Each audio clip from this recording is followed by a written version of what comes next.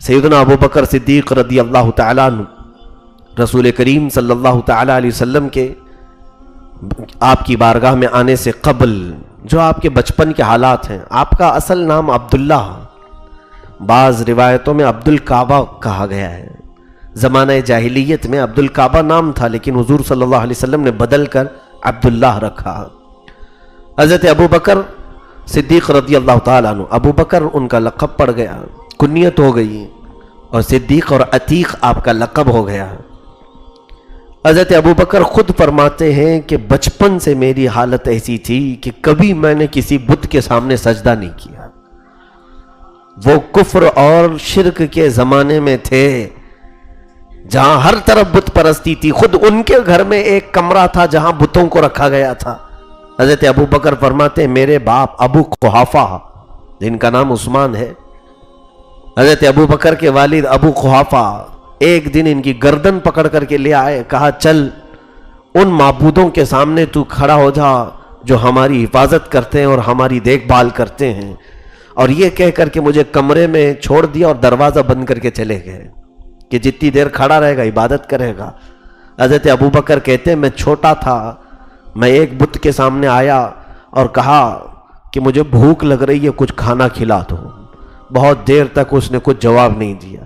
پھر کہتے ہیں میں نے کپڑے اتارے اور کہا میں بے کپڑے کا ہوں، مجھے تھوڑا کپڑے پہنا دو۔ کون حرکت کرے گا؟ کیا بتوں میں بھی کوئی حرکت ہوتی ہے؟ تو حضرت ابو بکر صدیق کہتے ہیں میں نے اٹھا کر کے دے مارا تو وہ گر گیا۔ پھر میں کہا کہ میں مارا ہوں، اٹھ کر بیٹھ تو جاؤ۔ صدیق اکبر اللہ تعالیٰ عنہ اپنے حالات یہ بیان کرتے ہیں، پھر میں دروازہ کھول کر آیا۔ اس کے بعد سے بچپن سے مجھے اس طرح کی چیزوں سے نفرت تھی۔ یہ دیکھیں یہ من جانب اللہ ہوتی ہے، اللہ کی طرف سے جو قلبی ہدایت ملتی ہے۔ بعض ایسے لوگ ہوتے ہیں جن کو خرافات سے کوئی لین دین نہیں ہوتا، ایسے آج ہمارے زمانے میں بھی بہت سارے پڑھے لکھے لوگ ہیں جو جاہلوں کی حرکتوں سے نفرت کرتے ہیں۔ میں سمجھتا ہوں انہیں دعوت اسلام دینے کی ضرورت ہے کہ وہ اگر اسلام کی سچائیوں کو دیکھیں گے تو یقیناً وہ اسلام قبول کریں گے۔ بہت ساری خرافات، جبکہ کوئی دعوت اس وقت نہیں چل رہی تھی، رسول پاک صلی اللہ علیہ وسلم کی دعوت ابھی شروع نہیں ہوئی تھی، تب کی بات حضرت ابو بکر کہتے۔ دو خاصیتیں ابو بکر صدیق کی زندگی میں اسلام لانے سے پہلے سے تھی۔ ایک، آپ نے کفر نہیں کیا، یعنی شرک نہیں کیا، کسی بھی بت کے سامنے نہ ہاتھ پھیلایا نہ سجدہ کیا، اسلام لانے سے پہلے ہی۔ دوسری عادت فرماتے ہیں کہ عرب میں شراب پانی کی طرح پیا جاتا تھا، شراب نہ پینے والے کو نامرد کہتے تھے اور کنجوس کہتے تھے، الگ الگ طریقے سے تانے مارتے تھے۔ شراب اس طرح سے عام تھی۔ حضرت ابو بکر فرماتے ہیں میں نے بچپن سے ہوش آنے کے بعد سے لے کر کبھی بھی شراب کو ہاتھ نہیں لگایا۔ کون تبلیغ کیا تھا آپ کو؟ کس نے بتایا تھا؟ جبکہ اس وقت شراب کے حرام ہونے کا کوئی تصور بھی نہیں تھا لوگوں کے دماغ میں۔ فرماتے ہیں ایک بار میں گزر رہا تھا راستے سے، تو ایک شرابی کو دیکھا، شراب کے نشے میں دھت پڑا ہوا ہے اور اس نے غلاظت کر لی تھی۔ وہیں پر شراب کے نشے میں اس نے غلاظت کر لی، پخانہ کیا ہے اور اپنی غلاظت میں ہاتھ ڈالتا ہے اور منہ تک لے جاتا ہے، ہاتھ ڈالتا ہے اور منہ تک لے جاتا ہے۔ حضرت ابو بکر صدیق فرماتے ہیں اسی دن میں نے کہا کہ واللہ حرم علی الخمر، کہ حرمت علی الخمر، میں نے اپنے آپ پر خمر یعنی شراب کو حرام کر لیا تھا، کہ ایسی نحوست جس آدمی کو اس کی غلاظت کا پتہ نہ ہو ویسی چیز میں کیوں کروں۔ پھر آپ سے مکہ والے کہتے تھے کہ کبھی کبھار ایک دو چٹکیاں لے لو۔ حضرت ابو بکر فرماتے ہیں کہ شراب کے متعلق ہم نے سنا ہے کہ یہ عقل پر پردہ ڈالتی ہے، اور میں نہیں جانتا کہ کوئی عقل والا شراب کو پیے گا، عقل رکھنے والا شراب کو پیے گا۔ حضرت ابو بکر کا یہ جملہ یاد رکھو کہ تمہارے پاس اگر آنکھ ہے تو آنکھ رکھنے والا اپنی آنکھ میں مٹی نہیں ڈالے گا، کیوں؟ اسے پتا ہے میری آنکھ خراب ہو سکتی ہے۔ جس کے انگلیاں موجود ہیں وہ انگلیوں پر چھری نہیں چلائے گا، کیوں؟ اسے پتا ہے کہ انگلیاں کٹ جائیں گی۔ تو فرماتے ہیں کہ عقل پر جب پردہ پڑ جاتا ہے شراب کی وجہ سے، تو پھر وہ کیسا بے عقل ہے جو اپنی اچھی خاصی عقل کو شراب کے ذریعے سے برباد کر رہا ہے. آج تو دنیا میں فیشن ہے, شراب کو ایسا عروج دیا گیا ہے, بڑے بڑے امیروں کی یہ شان سمجھی جاتی ہے, جب تک ان کے گھروں میں اب تو حال یہ ہے کہ بیوی بچوں کے ساتھ پیا جا رہا ہے. اور مسلمانوں یاد رکھنا, تمہارے لیے جب اللہ اور اس کے رسول صلی اللہ علیہ وسلم نے حرام قرار دیا ہے تو اس میں کوئی نفع نہیں ہو سکتا, کوئی فائدہ نہیں ہو سکتا.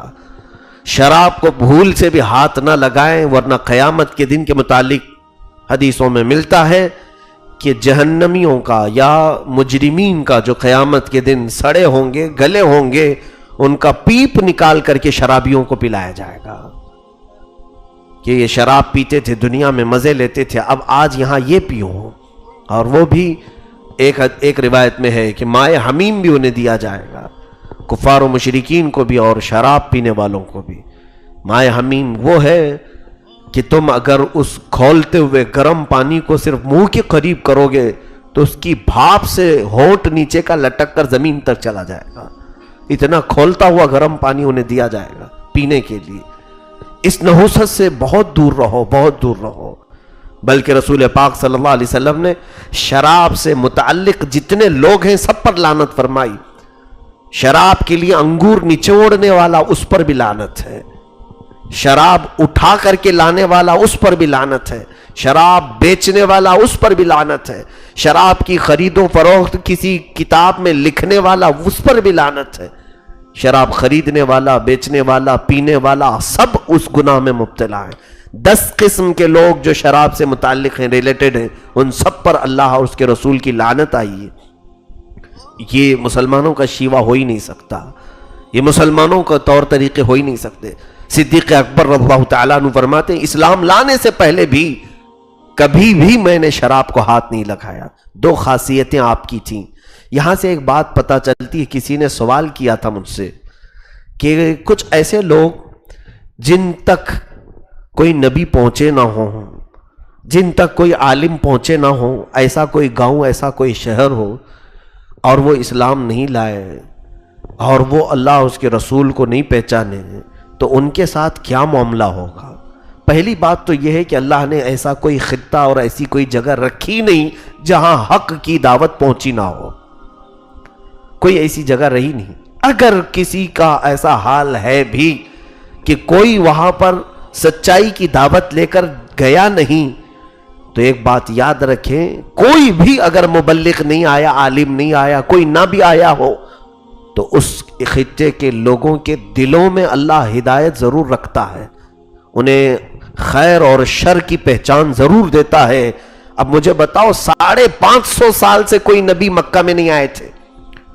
مکہ کیا پوری دنیا میں کوئی نبی نہیں آئے تھے. 550 سال کا عرصہ معمولی ہوتا ہے. 550 سال کی اتنی بڑی مدت گزر گئی, کوئی نبی نہیں آئے تھے دنیا میں. سیدھے حضرت عیسیٰ علیہ السلام کے بعد میرے آقا صلی اللہ علیہ وسلم پیدا ہوئے, اور حضور اکرم صلی اللہ تعالیٰ علیہ وسلم اور حضرت عیسیٰ علیہ السلام کے بیچ کا جو عرصہ ہے اس کو زمانہ فترت کہتے ہیں. کیا وہ سارے لوگ جہنم میں جائیں گے؟ ان کے پاس تو کوئی نبی تھا نہیں. کیا وہ سارے لوگ کفر کرتے تھے؟ نہیں میرے عزیزوں, ان میں بیشتر لوگ ایسے تھے جو ایک خدا کی عبادت کرتے تھے. حضرت عبد المطلب ہیں, حضور صلی اللہ علیہ وسلم کے دادا, حضور صلی اللہ علیہ وسلم کے والدین کریمین, اور بھی کئی ایسے لوگ ہیں, ورقہ بن نوفل, زید بن عمر.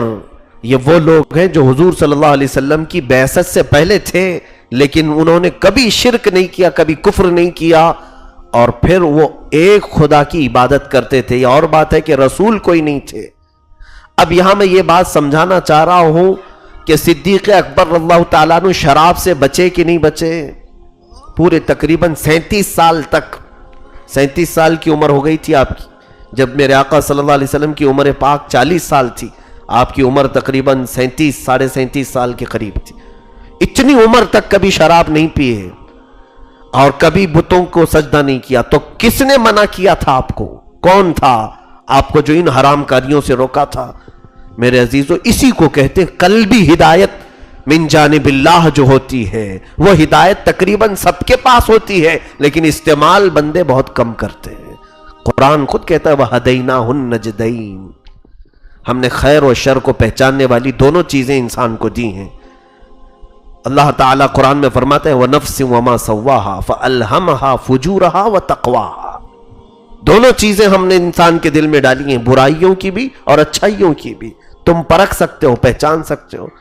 مجھے بتاؤ کہ آج لوگ ہم سے سوال کر رہے ہیں کہ شراب کے متعلق معلوم نہیں تھا حرام ہے کہ نہیں ہے، جوئے کے متعلق معلوم نہیں تھا حرام ہے کہ نہیں ہے، سب کر لیے، ان سب کے بارے میں تو تم کہتے ہو، لیکن مجھے یہ بتاؤ کس عالم نے، کس مبلغ نے تمہیں آگ میں ہاتھ ڈالنے سے منع کیا؟ تم خود ہی تو بچپن سے بچ رہے ہو، بچپن سے تم خود ہی بچ رہے ہو۔ آگ میں ہاتھ ڈالنے سے کسی نے منع کیا تمہیں؟ کہیں تقریریں ہوتی ہیں آگ کے بارے میں کہ آگ میں ہاتھ نہ ڈالو، آگ میں ہاتھ نہ ڈالو؟ آپ کا سینس آپ کو بچا رہا ہے، یعنی اتنی ہدایت اللہ کی طرف سے خود تمہیں ملی ہوئی ہے، تم نے آگ کو گرم دیکھا، ہاتھ نہیں ڈالتے۔ بچے کو ایک بار گرم کوئی برتن ہاتھ کے قریب لگاؤ، ایک بار چٹکا لگے پتہ چل جاتا ہے، پھر دوبارہ وہ بچہ ہاتھ بھی نہیں لگاتا۔ یہ ہدایت اسے خود اللہ کی طرف سے ملتی ہے۔ اسی طرح میرے عزیزو، آج اگر تمہارے پاس عالم نہ بھی ہو تو تمہارے پاس اللہ تعالیٰ کی ہدایت ہے دلوں میں، اس کا استعمال کرو۔ بات ہم آتے ہیں صدیق اکبر اللہ تعالیٰ عنہ کی سیرت پاک پر۔ دو چیزیں آپ نے زندگی میں کبھی نہیں فرمائی اسلام لانے سے پہلے۔ ایک بار ایسا ہوا کہ آپ تجارت میں بڑے ماہر تھے اور مکہ کے بڑے مشہور تاجروں میں آپ کا نام آتا تھا، بڑے مشہور تاجروں میں۔ حورا ملک شام کا کوئی علاقہ، تجارت کی غرض سے آپ نکلے۔ اس سے قبل آپ نے خواب دیکھا، حضرت ابوبکر صدیق رضی اللہ تعالیٰ عنہ نے خواب میں دیکھا کہ آسمان سے ایک نور نکل کر کے آیا ہے اور پورے مکہ پر پھیل گیا، اور حضرت ابوبکر فرماتے ہیں وہ نور ایسا بارش کی طرح گر رہا تھا کہ مکہ کا کوئی گھر اس نور سے خالی نہیں تھا۔ میرے گھر میں بھی وہ نور داخل ہوا، میں نے گھر کا دروازہ بند کر لیا تو دیکھا سب اجالا ہی اجالا تھا۔ میں گھبرا کر کے اٹھا اور میں مکہ کے ایک یہودی سے جا کر کے اس کی تعبیر پوچھی۔ اس نے کہا مجھے معلوم نہیں یہ تعبیر کیا ہو سکتی۔ حضرت ابوبکر فرماتے ہیں میں اسی طاق میں فراق میں تھا کہ مجھے کوئی ایک عجیب و غریب خواب کی تعبیر بتائے، تو پھر اسی اسنا میں تجارت کے لیے میں نکل پڑا ملک شام۔ ملک شام کی تجارت کے درمیان ایک علاقہ تھا بحیرہ راہب کا۔ راہب عیسائیوں کا جو بڑا عالم ہوتا ہے، جس کو پاپ کہتے ہیں، وہ کتاب کا علم رکھنے والا عالم، اس کے پاس آپ ٹھہرے اور جا کر کے اس سے اپنے خواب کی تعبیر پوچھی کہ میں نے ایک ایسا خواب دیکھا ہے کہ رات میں ایک اجالا نکل کر مکہ پر پھیل گیا، میرے گھر میں بھی آیا۔ تو اس راہب نے پہلے میرا نام پوچھا، پھر پوچھا تمہارا خاندان کون سا ہے، پھر میرے خاندان کے متعلق پوچھا کیا یہ عرب کا مشہور خاندان ہے؟ کہا ہاں عرب کا سب سے مشہور خاندان قریش، میں اسی میں سے ہوں۔ پھر اس نے میرا پیشہ پوچھا کیا کرتے ہو؟ کہا تجارت کرتا ہوں۔ تو اس بحیرہ راہب نے کہا کہ اے ابو بکر، اگر اللہ نے تیرا خواب سچ کیا تو عنقریب تمہارے خاندان میں ایک نبی پیدا ہوگا، ایک نبی پیدا ہوگا جو اپنے نور سے پورے دنیا کے گھروں کو بھر دے گا، اور تم اس کے ساتھی رہو گے اور اس کی وفات کے بعد تم اس کے وزیر بنو گے۔ یہ بہت پہلے خواب میں دیکھا تھا حضرت ابوبکر نے، تعبیر میں یہ ملا، تجارت کی ہے، واپس آئے۔ یہی سفر کے بعد جب مکہ واپس آئے تو بڑے بڑے تاجر آپ سے ملنے کے لیے آتے تھے۔ لوگوں نے پوچھا ابوبکر کیسی رہی تجارت؟ کہا بہت اچھی ہوئی، بہت نفع کما کر کے آیا ہوں۔ تم بتاؤ مکہ میں کوئی نئی بات تو نہیں، سب ٹھیک ٹھاک ہے؟ تو کچھ لوگوں نے کہا ہاں ایک نئی بات ہوئی ہے، ابو طالب کے بھتیجے عبداللہ کا یتیم بیٹا محمد صلی اللہ علیہ وسلم، انہوں نے دعویٰ کر دیا ہے کہ وہ اللہ کے نبی ہیں، اور وہ ہمارے تمام معبودوں کو جھٹلا رہے ہیں، ہمارے تمام خداؤں کا انکار کر رہے ہیں۔ حضرت ابوبکر کہتے ہیں اسی وقت میں اٹھا، کیونکہ حضور صلی اللہ علیہ وسلم سے بہت پرانے تعلقات ان کے تھے، دوستی پہلے سے تھی، کیونکہ جس محلے میں حضرت ابوبکر رہتے تھے اسی محلے میں حضرت خدیجۃ الکبریٰ کا مکان تھا. رسول پاک صلی اللہ علیہ وسلم اپنی شادی کے بعد حضرت خدیجہ کے مکان میں منتقل ہو گئے تھے. حضرت صدیق اکبر سے وہی محلے میں رہنے کی وجہ سے ملاقاتیں تھیں. اور دوسری سب سے بڑی بات یہ تھی طبیعت مزاج ملتا جلتا تھا. میرے آقا صلی اللہ علیہ وسلم کبھی شراب کو ہاتھ نہیں لگائے. حضور پاک صلی اللہ علیہ وسلم کبھی کسی بت کے پاس نہیں گئے. صدیق اکبر کی طبیعت میں بھی یہ عادتیں تھیں. تو ایسے ہم مزاج لوگوں کی دوستی بھی جلدی ہوتی ہے. اسلام کی دعوت شروع ہونے سے پہلے ہی حضرت ابوبکر کو حضور صلی اللہ علیہ وسلم سے ایک انسیت تھی. جاتے تھے مل بیٹھ کر باتیں کرتے تھے. حتیٰ کہ میرے آقا صلی اللہ تعالیٰ علیہ وسلم کی شرم و حیا حضرت ابوبکر کو بہت پسند تھی. حضرت ابوبکر آپ کے اخلاق سے بڑے متاثر تھے. تو پھر یہ تمام معاملات پہلے سے تھے. آج جب مکہ والوں نے کہا کہ محمد نے ایسے ایسے اعلان کیا ہے تو سیدھے اٹھ کر کے آئے حضور پاک صلی اللہ تعالیٰ علیہ وسلم کے پاس. آپ اپنے گھر میں تھے. ابو بکر داخل ہوئے اور پوچھا اے محمد صلی اللہ علیہ وسلم میں کیا سن رہا ہوں مکہ والوں کی زبان سے, میں کیا سن رہا ہوں کہ آپ نے کچھ اعلان کیا ہے. رسول پاک صلی اللہ تعالیٰ علیہ وسلم نے ان سے کچھ نہیں فرمایا. کہا کہ ابو بکر تم وہی سن رہے ہو جو خواب دیکھ کر بحیرہ راہب سے پوچھ کے آئے ہو. حضرت ابو بکر صدیق کہتے ہیں اشہد ان لا الہ الا اللہ واشہد ان محمد رسول اللہ. پھر کوئی سوال ہی نہیں کیا آپ نے, صرف آپ نے ہی پوچھا کہ آپ نے اعلان کیا. حضور نے فرمایا ہاں میں وہی اعلان کر رہا ہوں جو تم نے خواب میں دیکھا اور بحیرہ راہب سے پوچھ کے آئے. یہ میرے رسول پاک کا علم غیب ہے. رسول کریم صلی اللہ تعالیٰ علیہ وسلم کی اس ادا پر صدیق اکبر فدا ہوئے. اور اس کے بعد اسلام لانے میں ابو بکر کا سب سے پہلا مقام ہے. اور راویوں نے الگ الگ تطبیق دی ہے کہ اللہ کے حبیب صلی اللہ علیہ وسلم نے جب اسلام کی دعوت پیش کی سب سے پہلے کون اسلام لایا, سب سے پہلے کون لایا. روایتیں الگ الگ ملتی ہیں. ایک حدیث پاک میں یہ کہا گیا ہے کہ حضرت ابو بکر سب سے پہلے ایمان لائے. ایک حدیث میں ہے حضرت علی سب سے پہلے ایمان لائے. ایک حدیث میں حضرت خدیجہ سب سے پہلے ایمان لائی. تو بعد میں محدثین نے اس کو یوں تطبیق دیا کہ سب اپنی جگہ پر صحیح ہے. ایسے ہم اس کو الگ الگ معنی میں لیں گے کہ مردوں میں بڑی عمر والوں میں ابو بکر سب سے پہلے ایمان لائے, بچوں میں حضرت علی سب سے پہلے ایمان لائے, عورتوں میں خدیجۃ الکبریٰ سب سے پہلے ایمان لائی, اور غلاموں میں زید بن حارثہ سب سے پہلے ایمان لائے. تو اس طرح سے تطبیق دی گئی. لیکن پھر بھی صدیق اکبر کا مقام سابقون الاولون میں سے ہے, جن کا ذکر قرآن میں آیا ہے 11ویں پارے کی آیت سورہ توبہ کی. اللہ تعالیٰ فرماتا ہے والسابقون الاولون من المہاجرین والانصار الذین اتبعوہم باحسان رضی اللہ عنہم ورضوا عنہ. وہ سب سے پہلے اسلام لانے والے مہاجرین اور انصار میں سے صحابہ, اللہ ان سے راضی ہوا اور وہ اللہ سے راضی ہوئے. یہ سابقین اولین میں آئے. حضرت ابو بکر صدیق رضی اللہ تعالیٰ عنہ کے ایمان لانے کا واقعہ یہ ہے. اور اس کے بعد حضور پاک صلی اللہ علیہ وسلم کی ایسی ملازمت اختیار کی. اب آپ کو میں بتاتا ہوں, جس وقت آپ ایمان لائے تھے تجارت سے نفع کما کر کل آپ کے پاس جو آمدنی بچی تھی, پیسہ تھا, وہ 40,000 درہم تھے. اس زمانے میں 40,000 درہم بڑی قیمت ہوتی تھی, بڑی قیمت. اس زمانے کے وہ کئی لاکھوں میں ہو جائے, لیکن وہ 40,000 درہم پورے کے پورے آپ نے اسلام میں خرچ کر دیے. جس دن سے ایمان لائے اس دن سے اپنے پورے مال کو کہا کہ یہ میں نے اللہ اور اس کے رسول کے لیے وقف کر دیا ہے, میرا اس میں کچھ بھی نہیں ہے. حتیٰ کہ صدیق اکبر رضی اللہ تعالیٰ عنہ کا توکل اور یقین سارے صحابہ میں سب سے اعلیٰ تھا, سب سے اعلیٰ تھا. ایک بار جیسے کہ میں نے اس حدیث کو غالباً آپ کو بیان کیا ہو, حضرت ابو بکر کی فکر تو ایسی تھی کہ رسول پاک صلی اللہ تعالیٰ علیہ وسلم کبھی میرے مال کو پوچھے نہ کہ ابو بکر گھر میں کچھ ہے. کیونکہ جب جب جنگوں میں جانا ہوتا, جہاد میں, رسول پاک صلی اللہ علیہ وسلم اعلان فرماتے کہ جس کے پاس جو ہے وہ لے آئے. صحابہ اپنا اپنا مال پیش کرتے تھے. حضرت ابو بکر اپنے گھر میں آئے اور رو رو کر کے دعائیں کر رہے تھے. گھر والوں نے دیکھا صدیق اکبر اپنے گھر میں دعا کیا کر رہے ہیں, کہہ رہے ہیں اے اللہ تو اپنے رسول پر ایسی کوئی وحی بھیج, ایسا کوئی حکم نازل کر کہ تیرا رسول میرے مال کو اپنا مال سمجھ کے خرچہ کرے.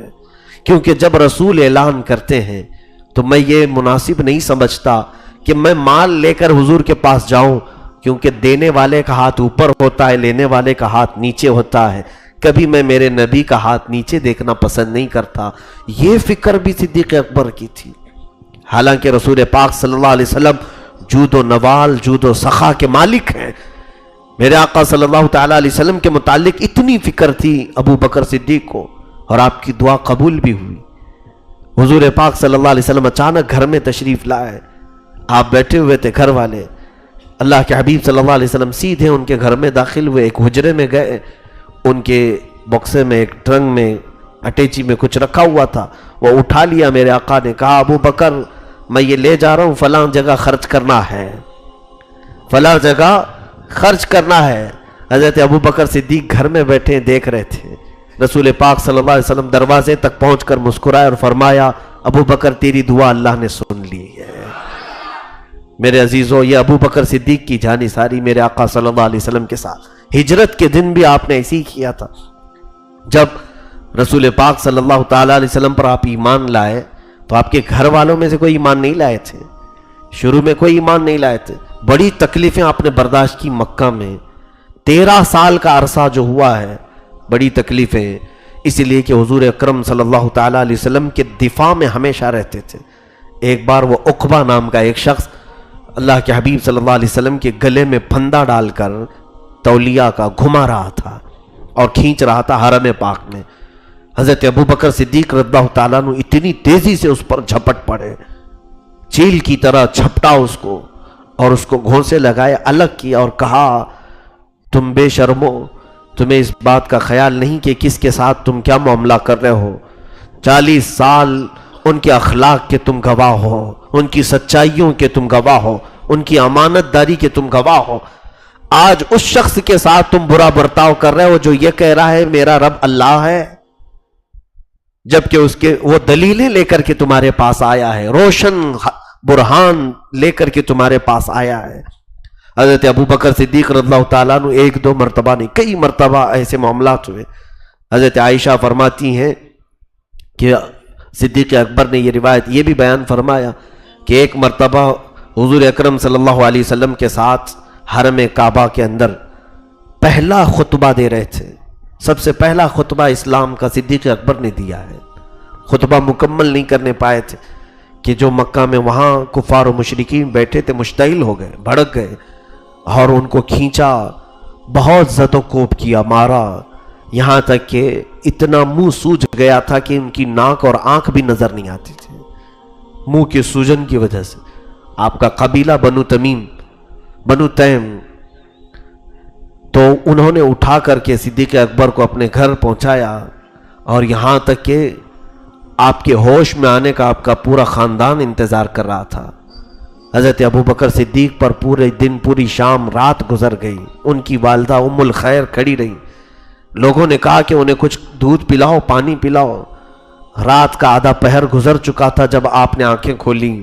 ام الخیر کہتی ہے میں دودھ لے کر پہنچی تو صدیق اکبر نے سب سے پہلے پوچھا رسول اللہ کا کیا حال ہے؟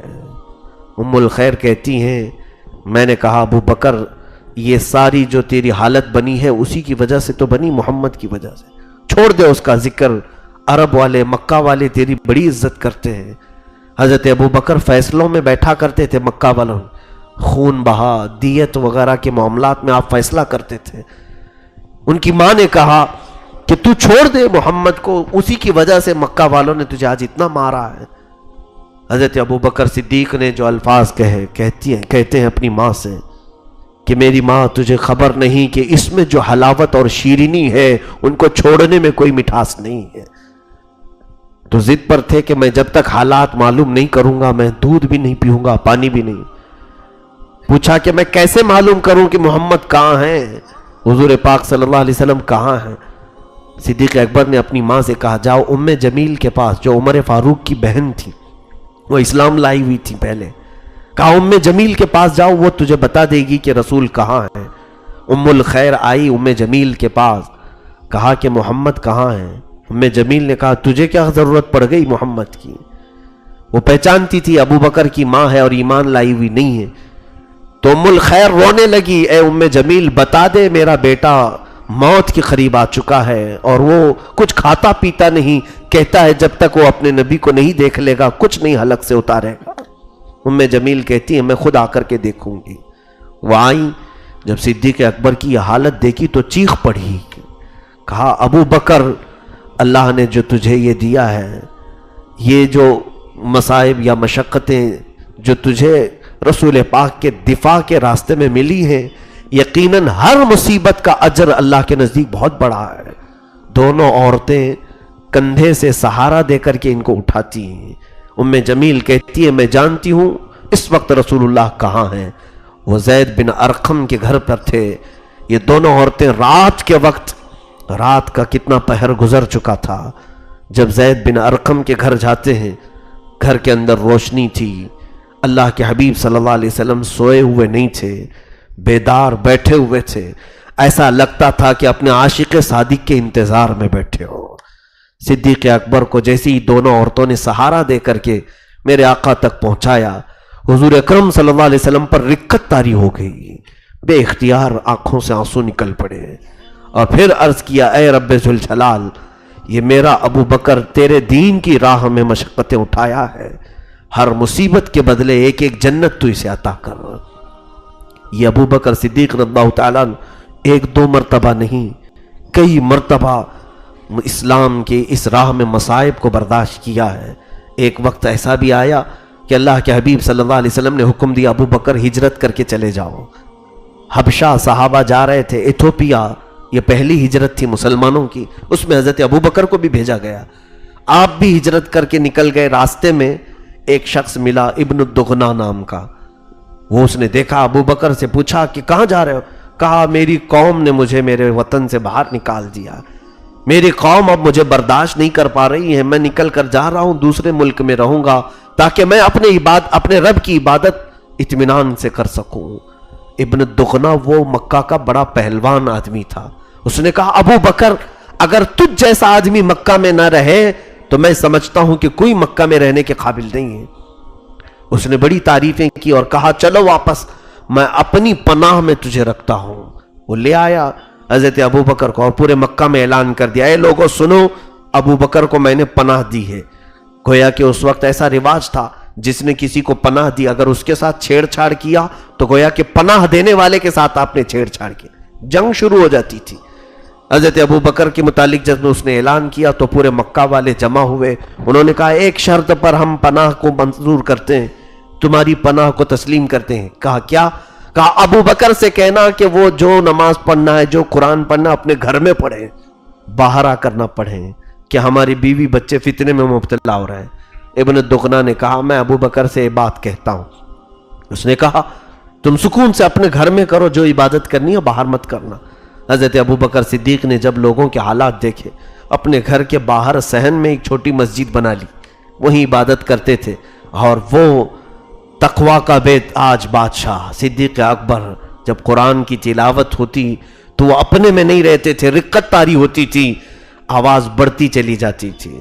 تلاوت قرآن میں جیسی آواز آپ کی بڑھتی، راستہ چلنے والے رک جاتے تھے تلاوت سننے کے لیے۔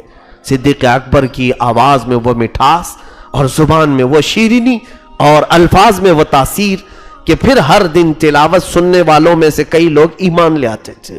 پھر یہ معاملہ بڑھ گیا، لوگ آئے اور کہنے لگے، ابن الدغنا آیا اور کہا ابو بکر میں نے پناہ دی ہے تمہیں، میرا کچھ خیال کرو۔ آپ نے کہا میں آہستہ پڑھ رہا ہوں، پھر آہستہ ہوتے ہوتے پھر بلند ہو جاتی تلاوت، اور اس تلاوت میں کتنے لوگ دائرہ اسلام میں آئے۔ ابن الدغنا تیسری مرتبہ آیا اور کہا ابو بکر بہت ہو گیا، لوگ مجھے چھیڑ چھاڑ کر رہے ہیں، مجھے تانے مار رہے ہیں، تم کو میں نے کتنی مرتبہ کہا کہ اپنے گھر میں عبادت کرو۔ صدیق اکبر کھڑے ہوئے اور کہا ابن الدغنا تو اپنی پناہ واپس لے لے، مجھے میرے اللہ کی پناہ کافی ہے، میں اپنے رب کی پناہ میں ہوں۔ اس نے اپنی پناہ واپس لی، وہ بری ذمہ ہو گیا۔ حضرت ابو بکر صدیق رضی اللہ تعالیٰ عنہ ہجرت تک ان مصائب کا سامنا کرتے رہے۔ رسول پاک صلی اللہ تعالیٰ علیہ وسلم کا پورے لوگوں نے مل کر کے بائیکاٹ کیا تھا، 2 سال تک سوشل بائیکاٹ، ایسا بائیکاٹ تھا کہ آپ کے گھر تک کوئی کھانا پانی بھی نہ پہنچنے پائے، کوئی ان کے گھر والوں سے تجارت نہیں کر سکتا، کوئی سلام مصافہ نہ کرے، کوئی رشتہ داری نہ کرے، کوئی دعوتوں میں نہ جائے نہ بلائے. ٹوٹلی بائیکاٹ کیا گیا تھا رسول کریم صلی اللہ علیہ وسلم کے گھر والوں کا.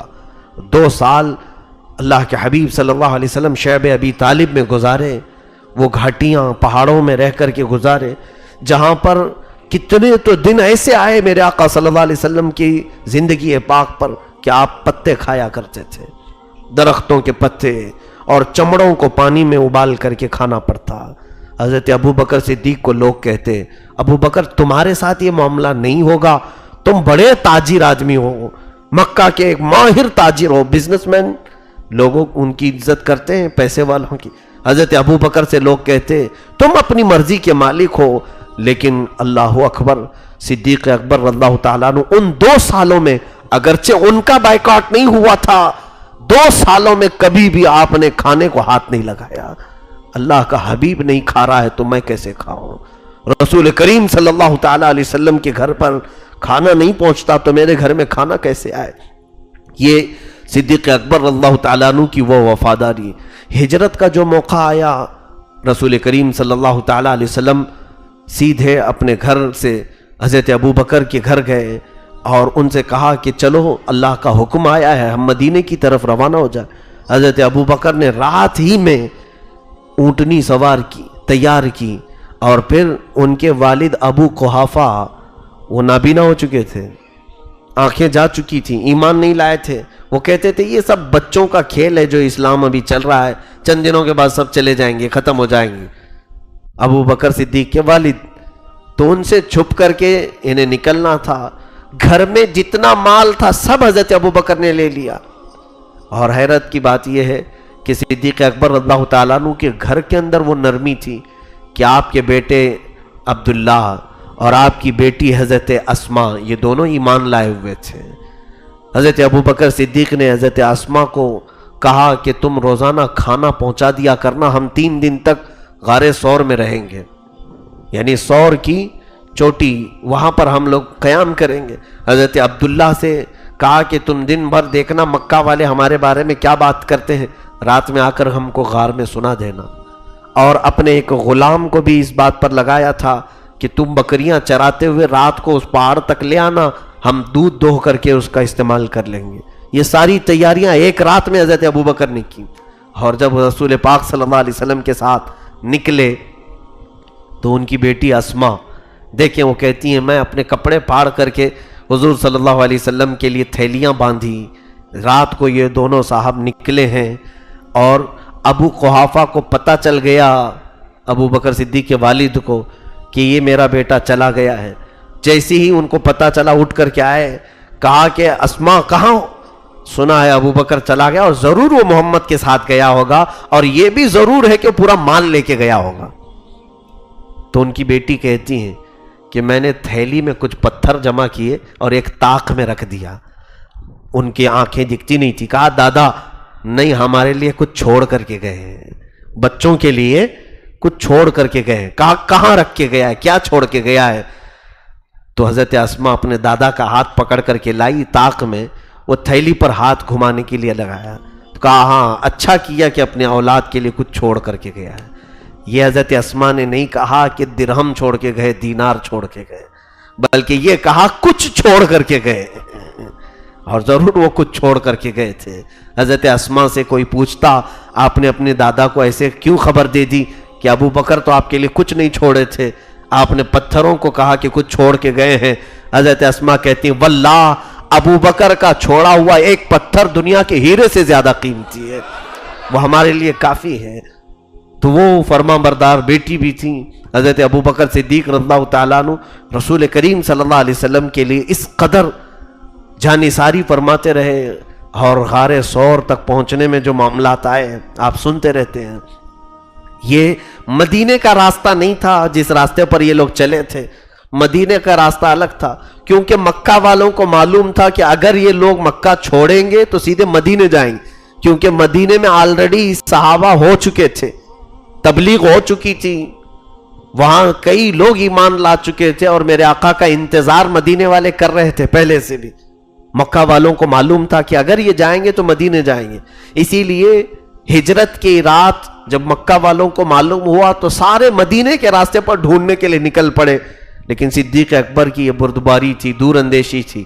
آپ نے کہا یا رسول اللہ صلی اللہ علیہ وسلم، سیدھے ہم مدینے کے راستے پر نہیں جاتے ہیں، دوسرا راستہ لیتے ہیں، 2-3 دن ہم رک جاتے ہیں، ان کی تلاش اور جستجو ختم ہو جائے تو پھر ہم آگے کا سفر کریں گے۔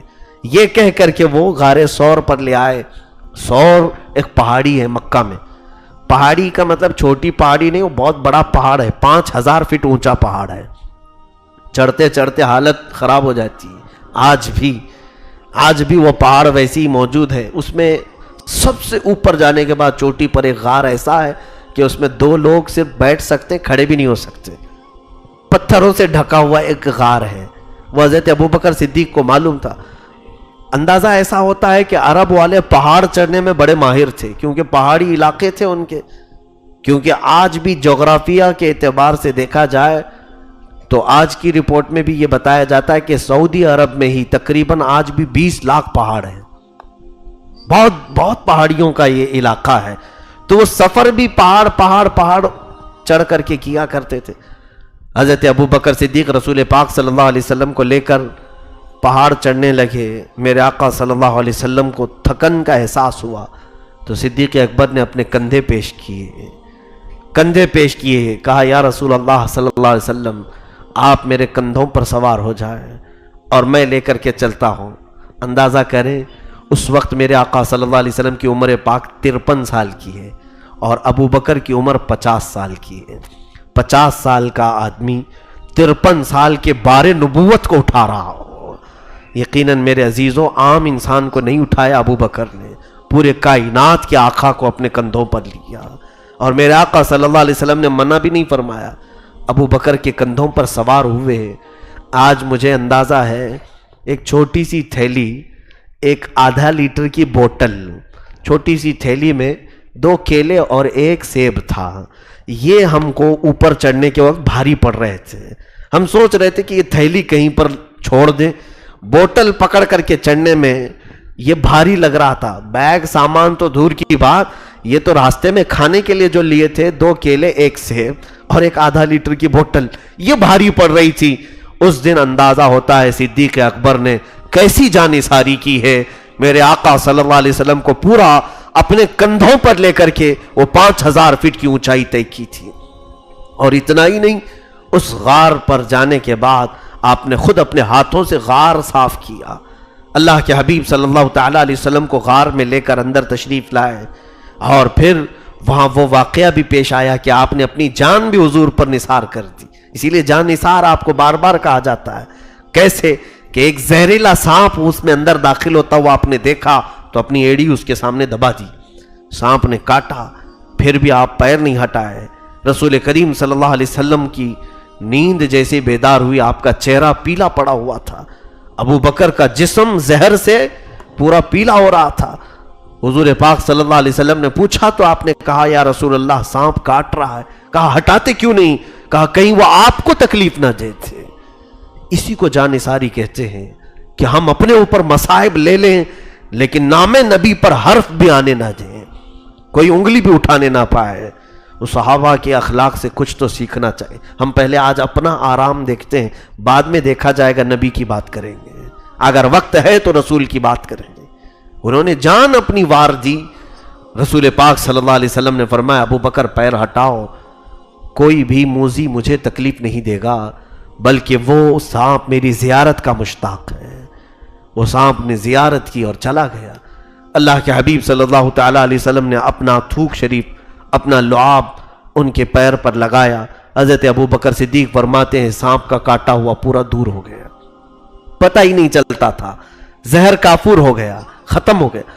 رسول کریم صلی اللہ تعالیٰ علیہ وسلم ان کے ساتھ اس غار میں ہیں۔ اب جو یہاں واقعہ پیش آیا وہ یوں ہوا کہ کفار مکہ ڈھونڈتے ڈھونڈتے اس غار تک بھی پہنچ گئے، وہاں تک بھی آ گئے، کیونکہ قدموں کے نشان دیکھتے تھے لوگ اس وقت، اور اونٹ کی مینگنیاں دیکھتے تھے کہ اگر یہاں سے کوئی گیا ہے تو یہ علامت ہے سفر ہوا ہے کسی کا۔ تو تلاشتے ہوئے اس پہاڑ کے اوپر تک آ گئے۔ حضرت ابو بکر کہتے ہیں میں غار کے اندر سے دیکھ رہا تھا ان کافروں کو اور پہچان بھی رہا کون کون آیا ہے۔ اب خوف ہونے لگا، ڈر ہونے لگا۔ میں نے کہا یا رسول اللہ صلی اللہ علیہ وسلم، اگر وہ تھوڑا سا نیچے جھانک لیں تو ہم انہیں نظر آ جائیں گے، اور اب ہم دیکھ لیے جائیں، اگر پکڑ لیے جائیں تو ہمارے ساتھ یہ سارے لوگ مل کر بڑا برا سلوک کریں گے، ہم دو ہی ہیں یہاں پر۔ رسول کریم صلی اللہ علیہ وسلم نہایت ہی اطمینان کے ساتھ، خوف کے وقت چہرے بدل جاتے ہیں، خوف کے وقت گھبراہٹ سے ہاتھ پیر میں راشا آ جاتا ہے، کپ کپی آتی ہے۔ حضرت ابو بکر سے ایک سوال کرتے ہیں میرے آقا صلی اللہ علیہ وسلم، ابو بکر ان دو کے بارے میں تمہارا کیا خیال ہے جن کا تیسرا ساتھی اللہ ہو؟ حضرت ابو بکر صدیق نے کہا ان کی پوری دنیا کچھ نہیں کر سکے گی۔ میرے آقا نے فرمایا لا تحزن ان اللہ معنا، مت گھبرا، اللہ ہمارے ساتھ ہے، اللہ ہمارے ساتھ ہے۔ رب ذوالجلال نے حفاظت و صیانت بھی فرمائی، اور قرآن میں اس کا ذکر فرمایا اذ اخرجہ الذین کفروا ثانی اثنین اذ ہما فی الغار اذ یقول لصاحبہ لا تحزن ان اللہ معنا۔ یہ کیسے لوگ ہیں جن کے سفر کو بھی قرآن نے اپنے صفحات میں جگہ عطا کی ہے۔ صدیق اکبر اللہ تعالیٰ عنہ کے ان واقعات کو فرماتے ہیں جس دن میرے آقا نے فرمایا لا تحزن ان اللہ معنا، مت گھبرا، اللہ ہمارے ساتھ، فرماتے ہیں پوری موت تک پھر کسی معاملے میں مجھے خوف نہیں آیا، آخر عمر تک صدیق اکبر پھر کسی بھی چیز سے ڈرتے ہی نہیں تھے۔ آج اس جملے کی ہمیں ضرورت ہے۔ میں آج کہوں گا اے مسلمانوں مت گھبراؤ، اللہ ہمارے ساتھ ہے، اللہ ہمارے ساتھ ہے۔ لوگ یہ آج محسوس نہیں کر رہے ہیں، کیونکہ قرآن خود کہہ رہا ہے کان حقا علینا نصر المؤمنین، ہم نے اپنے اوپر لازم کر لیا ہے کہ ایمان والوں کی مدد کریں۔ قرآن میں اللہ فرماتا ہے وَلَا تَهِنُوا وَلَا تَحْزَنُوا وَأَنْتُمُ الْأَعْلَوْنَ إِن كُنتُم مُؤْمِنِينَ، تم گھبراؤ مت، پریشان مت ہو، تم ہی سب سے زیادہ کامیاب رہو گے اگر تمہارے اندر ایمان ہے۔ قَدْ أَفْلَحَ الْمُؤْمِنُونَ، اللہ فرماتا ہے ایمان والے سب سے زیادہ کامیاب۔ آج یہ جو چہرے ہیں ہم سے سوال کرتے ہیں، پھر یہ ظالموں کا ظلم، یہ کافروں کی شرارتیں، یا مشرکین کا ہمیں آنکھیں دکھانا، یہ سب کیا ہے؟ اس کا کل ملا کر کے ایک ہی جواب ہے میرے عزیز بھائی، کہ تو اپنے آپ میں محسوس نہیں کر رہا ہے کہ اللہ میرے ساتھ ہے۔ تم آج بھی ایمان کے اس ڈگر پر نہیں آ رہے ہو جس کی ضرورت ہے تمہیں۔ کسی صاحب نے مجھ سے آج یہی کہا تھا کہ آج لوگ پروٹیسٹ کرتے ہیں، احتجاج کرتے ہیں، پارلیمنٹ میں ہماری نمائندے نہیں ہیں اس لیے وہ جو چاہے وہ کر رہے ہیں۔ آج پارلیمنٹ میں ہماری سیٹیں نہیں ہیں، ہمارے نمائندے نہیں ہیں، اس لیے وہ جو چاہے وہ کر رہے ہیں۔ تو کسی حکیم نے بہت اچھے انداز میں کہا وہ سیٹیں تو چھوڑ دے پارلیمنٹ میں، جہاں تیری قسمت کے سارے فیصلے بدلے جاتے ہیں وہ سیٹیں مسجد کی ہیں، وہ تو خالی چھوڑا ہوا ہے، یہاں کی سیٹیں بھر دے پہلے۔ یہ ساری سیٹیں خالی پڑی ہوئی ہیں اور تم کہتے ہو وہاں سیٹیں ہماری نہیں ہیں۔ یہاں پوری کائنات کی قسمت بدلی جائے گی تمہاری ان سیٹوں سے۔ مجھے بتاؤ پورے اسلام کو پھیلانے میں جو اہم کردار ہے، دنیا کی سب سے پہلی پارلیمنٹ مدینے میں کہاں بنی؟ وہ مسجد نبوی ہے، وہ کھجور کے پتوں سے بنی ہوئی مسجد، دیوار مٹی کی تھی اور کھجور کے پھڑ ڈالے ہوئے چھت تھے اور زمین کنکریوں کی تھی، سجدہ کرنے کے بعد پیشانی میں کنکریاں لگتی تھیں، اور اس چھوٹی سی مسجد سے صحابہ نے پوری دنیا میں قیصر و کسریٰ کو بھی گھٹنے ٹیکنے پہ مجبور کر دیا۔ اس زمانے کی سپر پاور طاقتیں قیصر و کسریٰ کو بھی نیچے کر دیا کہ نہیں کیا؟ میرے عزیزوں وہ سیٹیں انہوں نے بھر دی تھیں، اس لیے کہ حدیثوں میں ملتا ہے جمعہ کا دن آتا، رسول پاک صلی اللہ علیہ وسلم جمعہ کے لیے آتے تو جانتے ہیں صحابہ سیٹیں کب سے پکڑتے تھے؟ جو فجر کی نماز میں آتا تو جمعہ تک کوئی نہیں اٹھتا تھا، انہوں نے وہ سیٹیں بھر دی تھیں، اس لیے اللہ تعالیٰ نے ان کو پوری کائنات میں بھر دیا تھا، اور ان کی طاقت اور ان کی قوت کے دبدبے تھے۔ حضرت ابوبکر صدیق رضی اللہ تعالیٰ عنہ کا وہ جملہ آپ کو میں آج اس لیے حوالے کر رہا ہوں کہ آج پھر سے آپ کہیں کہ گھبراؤ مت، اللہ ہمارے ساتھ ہے، اللہ ہمارے ساتھ ہے، تم ایک ہو جاؤ، متحد ہو جاؤ۔ حضرت ابوبکر صدیق رضی اللہ تعالیٰ عنہ اور رسول پاک صلی اللہ علیہ وسلم کی حفاظت اللہ نے کیسے کی؟ چھوٹی سی چیزوں سے، چھوٹی سی چیزوں سے۔ جب مولا حفاظت کرنا چاہے، اس غار پر ایک مکڑی نے جالا بن دیا، ایک کبوتری نے انڈے دے دیے، فوراً کے فوراً کافر وہاں تک بھی پہنچے غار کے منہ پر، انہوں نے دیکھا اور آپس میں بات کرنے لگے، ارے میاں یہاں تو مکڑی کے جالے ہیں، کبوتری نے انڈے دے دیے، اگر کوئی آدمی آیا ہوتا تو جالا ٹوٹا ہوا ہوتا اور کبوتری اپنے انڈے ادھر ادھر کر چکی ہوتی، بھاگ گئی ہوتی۔ تو یہی سوچ کر کے وہ وہاں تک پہنچ کر کے بھی واپس آئے، وہاں جا کر کے بھی واپس، بلکہ حضرت ابوبکر فرماتے ہیں وہ ہمارے غار کے ارد گرد کافی دیر تک گھومتے رہے، جس غار میں یہ دونوں بیٹھے ہوئے تھے اس غار کے ارد گرد گھومتے رہے۔ اور اعلیٰ حضرت فاضل بریلوی رحمۃ اللہ علیہ فرماتے ہیں جان ہے جان کیا نظر آئے، کیوں عدو گرد غار پھرتے ہیں، وہ سوئے لالا زار پھرتے ہیں، تیرے دن اے بہار پھرتے۔ اس نعت میں اعلیٰ حضرت نے بہت ہی اہم نکتہ ہمیں بیان کیا ہے، ان کافروں کو نظر کیوں نہیں آیا، رسول پاک صلی اللہ علیہ وسلم اور صدیق اکبر نظر کیوں نہیں آئے؟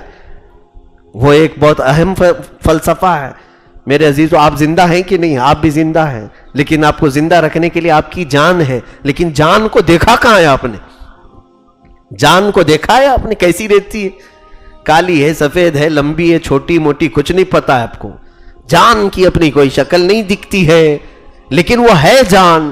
اور ہمارا عقیدہ ہے کہ میرے آقا جانے کائنات ہیں، کائنات کی جان ہے، اور اعلیٰ حضرت فرماتے ہیں وہ جان ہے، جان کیا نظر آئے، کیوں عدو کیوں دشمنوں گرد غار پھرتے ہیں، تم غار کے ارد گرد پھر رہے ہو، وہ پوری کائنات کی جان ہے وہاں پر۔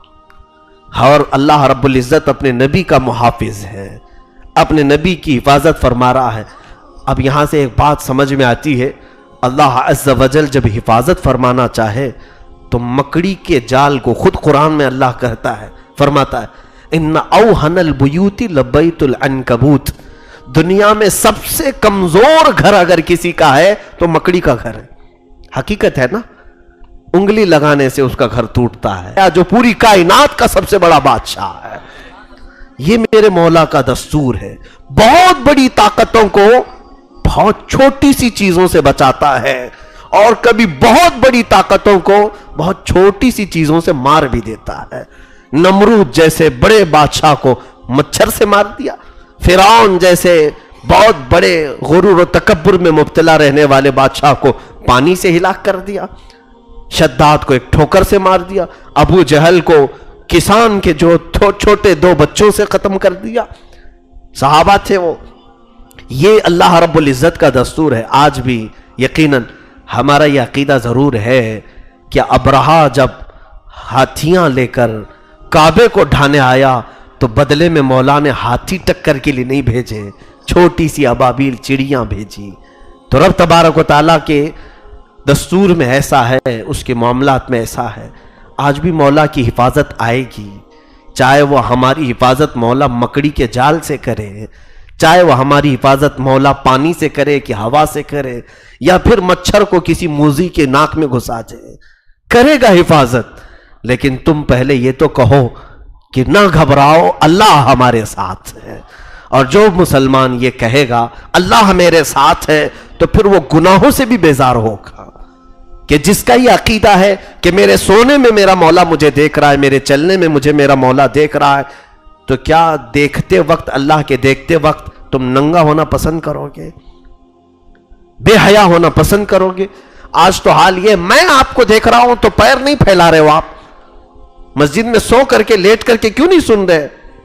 آپ ادب کی تمیز کے دائرے میں بیٹھے ہوئے کیوں؟ یہ دنیا دیکھ رہی ہے، مولانا دیکھ رہے ہوں گے، خطیب دیکھ رہا ہے، ان کا دیکھنا تمہیں پورا ایکٹیو کیا ہوا ہے، اگرچہ نیند آ رہی ہے سنبھل کر کے بیٹھے ہوئے ہیں۔ تو جس دن دل میں یہ خیال آ جائے میرا مولا مجھے دیکھ رہا ہے، قسم رب ذوالجلال کی، کوئی اندھیریاں ہو تمہارا ہاتھ گناہ کی طرف نہیں بڑھے گا، کیسی بھی اندھیریاں ہو تمہاری آنکھیں خیانت نہیں کریں گی۔ یہ تصور اپنے اندر لاؤ۔ صدیق اکبر اللہ تعالیٰ عنہ کا یہی ایمان اور توکل تھا، بہت اعلیٰ یقین تھا۔ بہرحال میں جلدی سے آگے بڑھتا ہوں۔ حضرت ابوبکر صدیق رضی اللہ تعالیٰ عنہ کے جو اہم معاملات ہیں، رسول کریم صلی اللہ تعالیٰ علیہ وسلم جب ہجرت فرما کر مدینہ طیبہ تشریف لا رہے تھے، یہاں پر ایک اور معاملہ دیکھیں۔ جب سفر میں تھے تو حضرت ابوبکر کبھی حضور کے آگے چلتے تھے، کبھی پیچھے، کبھی دائیں، کبھی بائیں۔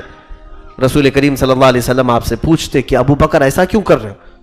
عرض کہتے کہ آقا اگر کہیں کوئی تیر چلائے تو پہلے مجھ پر لگ جائے، میں بار بار ادھر ادھر ہوتا ہوں۔ رسول کریم صلی اللہ تعالیٰ علیہ وسلم جب مدینہ طیبہ کے قریب پہنچنے لگے، حضرت ابو بکر کا ایک عمل یہ بھی دیکھ لیں، جب قریب پہنچے مدینے والے سارے لوگوں نے حضور کو نہیں دیکھا تھا، کچھ صحابہ پہلے آئے جو بیعت عقبہ اولیٰ میں حضور صلی اللہ علیہ وسلم کے پاس 12 صحابہ نے بیعت کی اور وہ گئے مدینے میں، سب کو تبلیغ کیا، پھر 70 صحابہ آئے ان کو تبلیغ کیا۔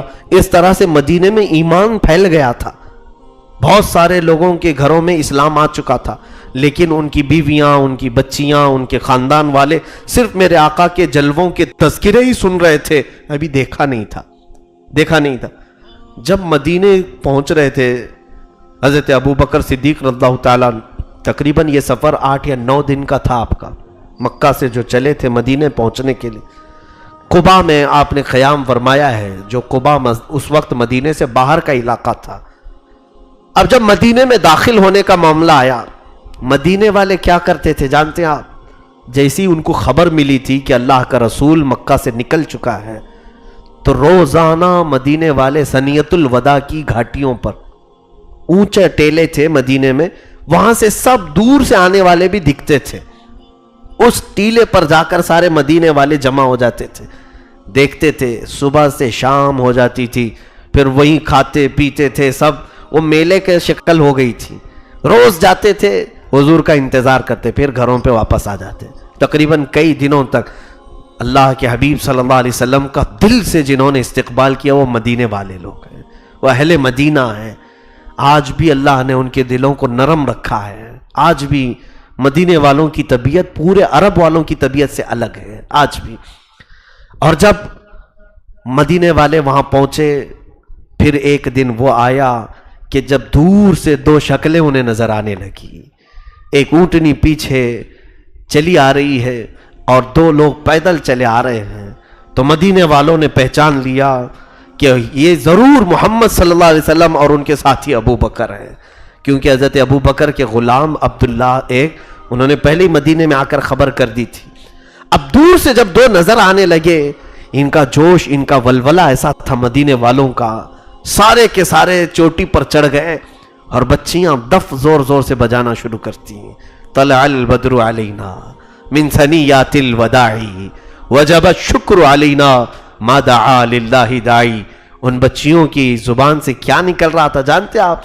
وہ یہ کہتی تھی، اے لوگو، 14ویں کا چاند ہم پر طلوع ہو گیا ہے، سنیت الوداع کی گھاٹیوں سے 14ویں کا چاند ہم پر طلوع ہو گیا ہے، ہم پر تو اب شکر لازم ہو گیا کہ اللہ کی طرف بلانے والا ہمارے پاس آیا ہے۔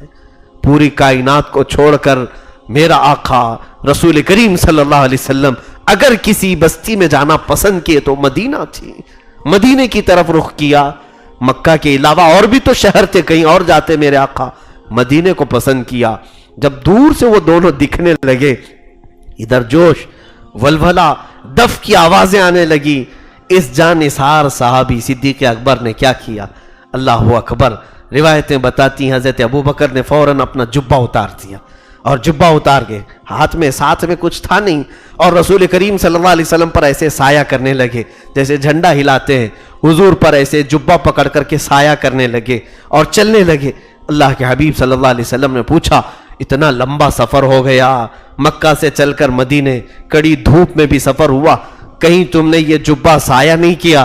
یا مدینہ قریب آ رہا ہے، تم جبہ اٹھا کر سایہ کر رہے ہو؟ عرض کیا کرتے، سوچ تو دیکھو۔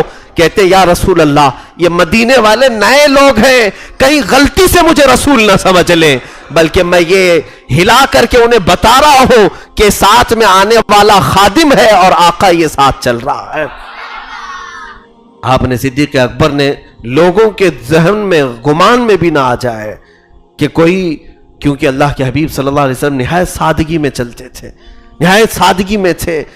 حضرت ابو بکر صدیق احترام کے لیے چیزیں بتاتے، اسی لیے بعض صوفیاء کرام نے فرمایا اللہ اور اس کے رسول سے ریلیٹڈ جو چیزیں ہیں ان کی عظمت کا احساس کرنے کے لیے غلاف ڈالو، کبھی چادر ڈال لو، کیونکہ عام نہ لگے۔ 100 قبریں ہیں، ایک اللہ کا ولی اس میں سویا ہے. چادر اسی لیے ڈالتے ہیں کہ پتہ چلے سب قبروں کی طرح نہیں، یہ اور قبر ہے، یہ اللہ والا ہے. یہ صدیق اکبر کے عمل سے ہمیں نظر آتا ہے. مسجدوں کو مینار کیوں لگاتے ہیں، گنبد کیوں بنا رہے ہیں؟ اس لیے کہ لوگوں کو یہ پتہ چلے سب گھروں کی طرح یہ گھر نہیں، یہ اللہ کا گھر ہے، اس کی شان الگ ہے. اسی لیے اللہ اور اس کے رسول سے ریلیٹڈ جو چیزیں ہیں اس کی عظمت کا احساس ہو، اس لیے کوئی ایسا عمل کرو. یہ بیچ میں بات آئی ہے، میں کئی چیزیں تمہیں حل کر دوں.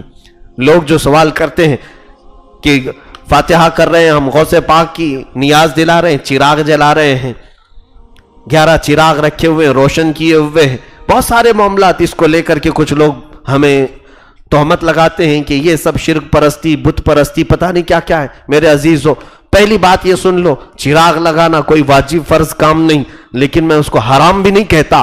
وجہ یہ ہے کہ وہ عظمت کا احساس دلانے کے لیے گھر والے بچے ہوں یا دیکھنے والے ہوں، ان کے اندر عظمت کا احساس دلانے کے لیے بزرگوں نے کیا تھا. اس میں کوئی مذائقہ نہیں ہے، کوئی حرج نہیں.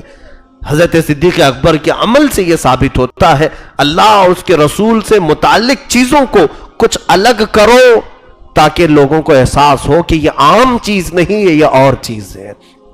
مدینہ طیبہ میں جب تشریف لائے اللہ کے حبیب صلی اللہ تعالیٰ علیہ وسلم حضرت ابو ایوب انصاری کے مکان میں مہمان بن گئے ہیں. لیکن حضرت ابو بکر صدیق کو خارجہ بن زید رضی اللہ تعالیٰ عنہ کے گھر میں ٹھہرایا گیا.